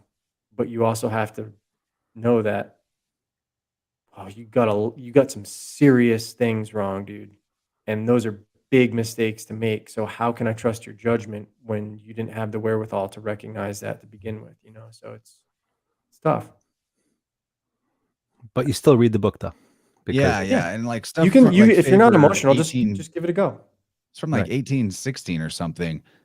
Even with the mistakes or the erroneous, I say erroneous, but the beliefs that he holds that I don't agree with, or his interpretation, still very valuable information. And like his book is going to probably give you a lot more keys than most things written in modern times. And part of what makes Dylan's books good is because he's referencing things that are from back then, where, you know, stuff has been covered up in more modern times by the deluge of fiction and that kind of stuff. Like, you know, you try to Google mythological terms now and you get a video game or a TV show. I need a lot of these guys are products towards a wrap up. Can we start kind of trying to find a way towards closing? I was just going to say real quick that a lot of these people are products of the church, and for good or bad, some of that is like the best education you're ever going to get. And so just because they might be stuck in the status quo doesn't mean they don't have excellent knowledge on language, on other subjects. You know, they're just blinded by the religious beliefs. Yeah, let's close it out, guys. Plug your stuff, and I've already plugged enough. I'm happy, so just wrap it up. Let's make it. Thank you for whoever's listening still. Thank you for tuning in to us. And last call, if you want a free month subscription to my Substack, message Chance through his Telegram, whatever this episode is, and get it going right now. Yep, I'm going to put the Telegram link in the chat again here for us live viewers. And Chance, there's no rush for you to get that to me. You just take your time getting it to me, but just make sure. No, I'll just copy and paste it into an email. It'll be quick and easy. Yeah. Okay. Cool. And since there's a time limit, it'll just be a one-time task. It'll be great. And also, we didn't mention, but hey, there's audiobooks of Dylan's work narrated by me. So you support both of us at the same time. Thanks for the super chat, Jesse. Appreciate that. This has been a fun panel. Oh yeah, big fun. It was a great time, congratulations, guys. Rachel, making it to the end, and thank you for your super chat earlier too. She's over in the UK, so like this is wow. You know, she's really burning the midnight oil, or early. I don't know what it is for her now. It's late for me. I know that. Yeah, George, what's new over on Third Eye Edified? Thanks for sitting in, and you know, keep coming to these open weaves and get more free with your elbowing in on commentary, because you always have great stuff to say. I can't possibly thank you enough. This is beyond a pleasure and an honor. And you know, your audience is just so great. I'm so happy to be able to speak with you guys and have them be around for the sit around the campfire, so to speak. It's really awesome. You know, I appreciate it. What's new and exciting for me is twofold. The newest episode I've got coming up that's super exciting is I'm going to interview my wife, because she is becoming a midwife. And with Indie Birth with Marin Green, who was on Crow a few times, in case anyone isn't familiar, I would check her work out. She's incredible. And because of that, because of this mentorship that's developing, because of her process, because she's already a doula, but now she's growing into the next level. Exactly. J-Lo made that. Thanks, J-Lo. Gabe, the window is fogging up. Dude, oh yeah. Oh man. I love you, J-Lo. Oh yeah, it's incredible. I'm on Long Island. I've been here my whole life. We are moving to really? Kentucky. I went to Hofstra. No kidding. There you go. There you go, man. Yeah, I was right there. We're moving to Kentucky, and that's happening in like 3 weeks. So humongous changes in all directions. It's going to be amazing. You know, what made you choose Kentucky? If you don't mind. Yeah. Well, that's the epicenter of. Oh, that's where they work. It's at least it's the hub for now, and we'll rent a house for a year. We'll rent a house for a year and see what happens. You know, it's super exciting. I'm just awesome. Congrats on being ready to move. It's like the older I get, the more I appreciate the epic, you know, task that is moving. Right. The more settled into life you get, the more, and you have a family, so right, that takes a big deal. It takes courage. It takes effort to do a move like that. So congrats. I need to retract the landing of the plane. The landing gear is going back up for a second. we're going back. We're going back up into the air. I had a brief voicemail in the call-in line from Jake, and I had it all queued up to go, and then totally just got lost in the weave. Want to answer this question or let this comment come out, and then we can wrap it up. It's not a very long one, so I'm going to play this. Hey, good evening, gentlemen. I just wanted to ask if anyone has heard of this or has looked into it. I find it very fascinating. There are some articles out there about Egyptian mummies that were dug up, and apparently they've got traces of cocaine in the coca leaf, which is fun to think about because then that expands the global trade network that maybe wasn't really talked about much in public school. So between Egypt and South America, what do you guys think about that trade network, that coast to coast sort of trade system? Any thoughts? I think he kind of answered I've it heard in of the that. comment. Yeah. Oh. Yeah. I love when we have like agriculture is a nice means of going against the narrative we've been handed. Like for example, that there were pineapples on the murals of Pompeii, and essentially Pompeii is like a pine and apple. The name of the city is basically almost pineapple. So agriculture is a great way to disprove the timeline. And then I love what George brought up tonight about music and the nature of music and the cultural provenance of music, and that going against the narratives we've been handed. I love all of those as like, counter artifacts, so to say. So yeah. And there's no such thing as leftover cocaine. All of that little minutia, though, can be the very thing that tips the scale when you're looking for this stuff. There's little things that if you find, if it's legit. Now, for me, being pragmatic, I would say, well, where's your evidence that those Egyptian mummies were dug up? And how do we know that those archaeologists are like, who found it? You know what I mean? Like, how do we know somebody found it? Like, there's a lot of stuff. I'm so jaded by all the archaeological fraud over the last like 200 to 300 years that, I'm not going to sit here and just accept that that's true. But if it is true, like you said, it's a huge thing. And I suspect, because people don't realize, like, Egypt is basically Indian by way of Ethiopia, which is basically a religious name for India. And the people there, I suspect, if there was a universal ancient empire, that's what it is. It's a mix of that Indian and Celtic DNA, and that's why the natives in America on the East Coast, they do look like they're like partially Celtic with just dark skin, right? It looks like that Indian Indo-Celtic blend, and that's what it looks like happened, and that's why I suspect, like, whatever Egypt is, like people, just so you know, one of the capitals of Phoenicia was Egyptian Thebes. That's Luxor. Thebes.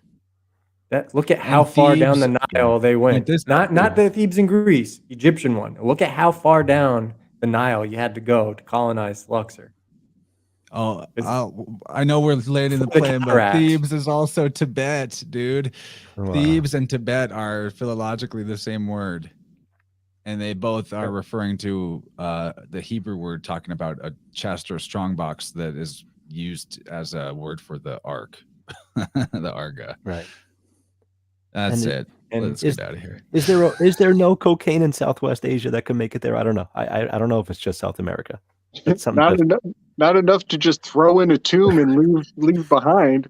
And they said they found that chamber at the Giza pyramid recently. Wasn't that last week? They found that big chamber. They said found it suddenly. Oh my God! Isn't it wild? Like how it's like, this is why I'm so skeptical about it. I know Chan's trying to get out of here, but it's like, you guys realize that all these cultures, like mining was like primary, like Britannia, Bretonnic, the land of tin. The Phoenicians mined the shit out of that. They supplied the Greek Empire with their lead and tin, right? So it's like even Cassiterides, the Greek version of that, land of tin, country of tin. You have to have tin to make bronze in the first place with the whole Bronze Age. Mining is a big deal going as far back as we can see. So how are all these places just magically getting dug up that nobody else did? And furthermore, that thing that is suspicious to me is cities and civilization are based near water. That's why so many of them are built on top of each other, right? Like when you have these big megalithic structures, what's easier to freaking somehow break it all down and move it, or just fill it all in with dirt, level it, and build on top of it, right? Not a mud flood. It's literally practical for building a new civilization on top of. Mhm. And so a lot of this stuff is like, for you to be uncovering ancient cities, well, how come nobody else ever uncovered it? It's always like, it's just, I'm just skeptical a lot of this shit. It's like they're grasping for straws to just try to like kind of outdo themselves. Some people want to make a name, get money, whatever. But I also think it's like we just need to keep reinventing new discoveries. So the motivation for archaeological fraud is really easy to understand. Yes. You know, you could be working for years or decades, your whole career, and never find anything to get your name in a book. And so what do? You just invent a discovery. It's not outside of the realm of plausibility at all. And the best way to make your discovery get your name in a book is if it verifies the already accepted academic narrative of whatever history is for what you're studying. The Peter principle. Guys, this was such a rich to it. They have risen to their level of best incompetence, probably. Yeah, man. Yeah. And then you got this you such throw a rich the, conversation, you know what, though, guys. guys. The Peter principle. Here's how you be immune to the Peter principle: work for your fucking self. And you only promote yourself into the type of work that you're actually adept at. Otherwise, it's not going anywhere. You know, you're immune to the Peter principle if you work for yourself, I think. Yeah. Am I at my highest level of incompetence doing this? I hope not. It's almost like science has reached the Peter principle a decade ago. Oh yeah. Yeah, oh man, I honestly, when I look at like NASA or research labs, like I reckon most of the people that work at those places are just skating through the workday on Instagram and TikTok and stuff, and like, oh wow, I can't believe I'm getting away with this. I better not tell anyone how little work I actually do. Yeah. Meanwhile, their coworkers are all basically the same thing. Especially when we're going to talk about alchonomics soon again. And so once you kind of get that idea too, that the fiat system requires more money to constantly be spent for the economy to work, then it gets a lot more plausible that there are countless jobs, especially ones funded by government types of money, that almost everybody there is incompetent and doing less than nothing, and they're still getting paid. Like, how could that be? Because it has to be that way. And it has to be a money drain. Okay, guys, we're going. Slick Dissident on YouTube. Slick Dissident, that's where you find me. I was over on Portals of Dan recently, doing some. We're running through constellations over there, and we did Ariga, Buotes, and Cameloparditis just last night. So that'll be out real soon. And here, eventually, I'm going to be on Third Eye Edify once George and I get some coordination going. We're gonna dig in pretty soon. So that'll be real fun. You better believe it, man. Beautiful, guys. Thanks for hanging out tonight. This is a good time. We gotta keep doing these.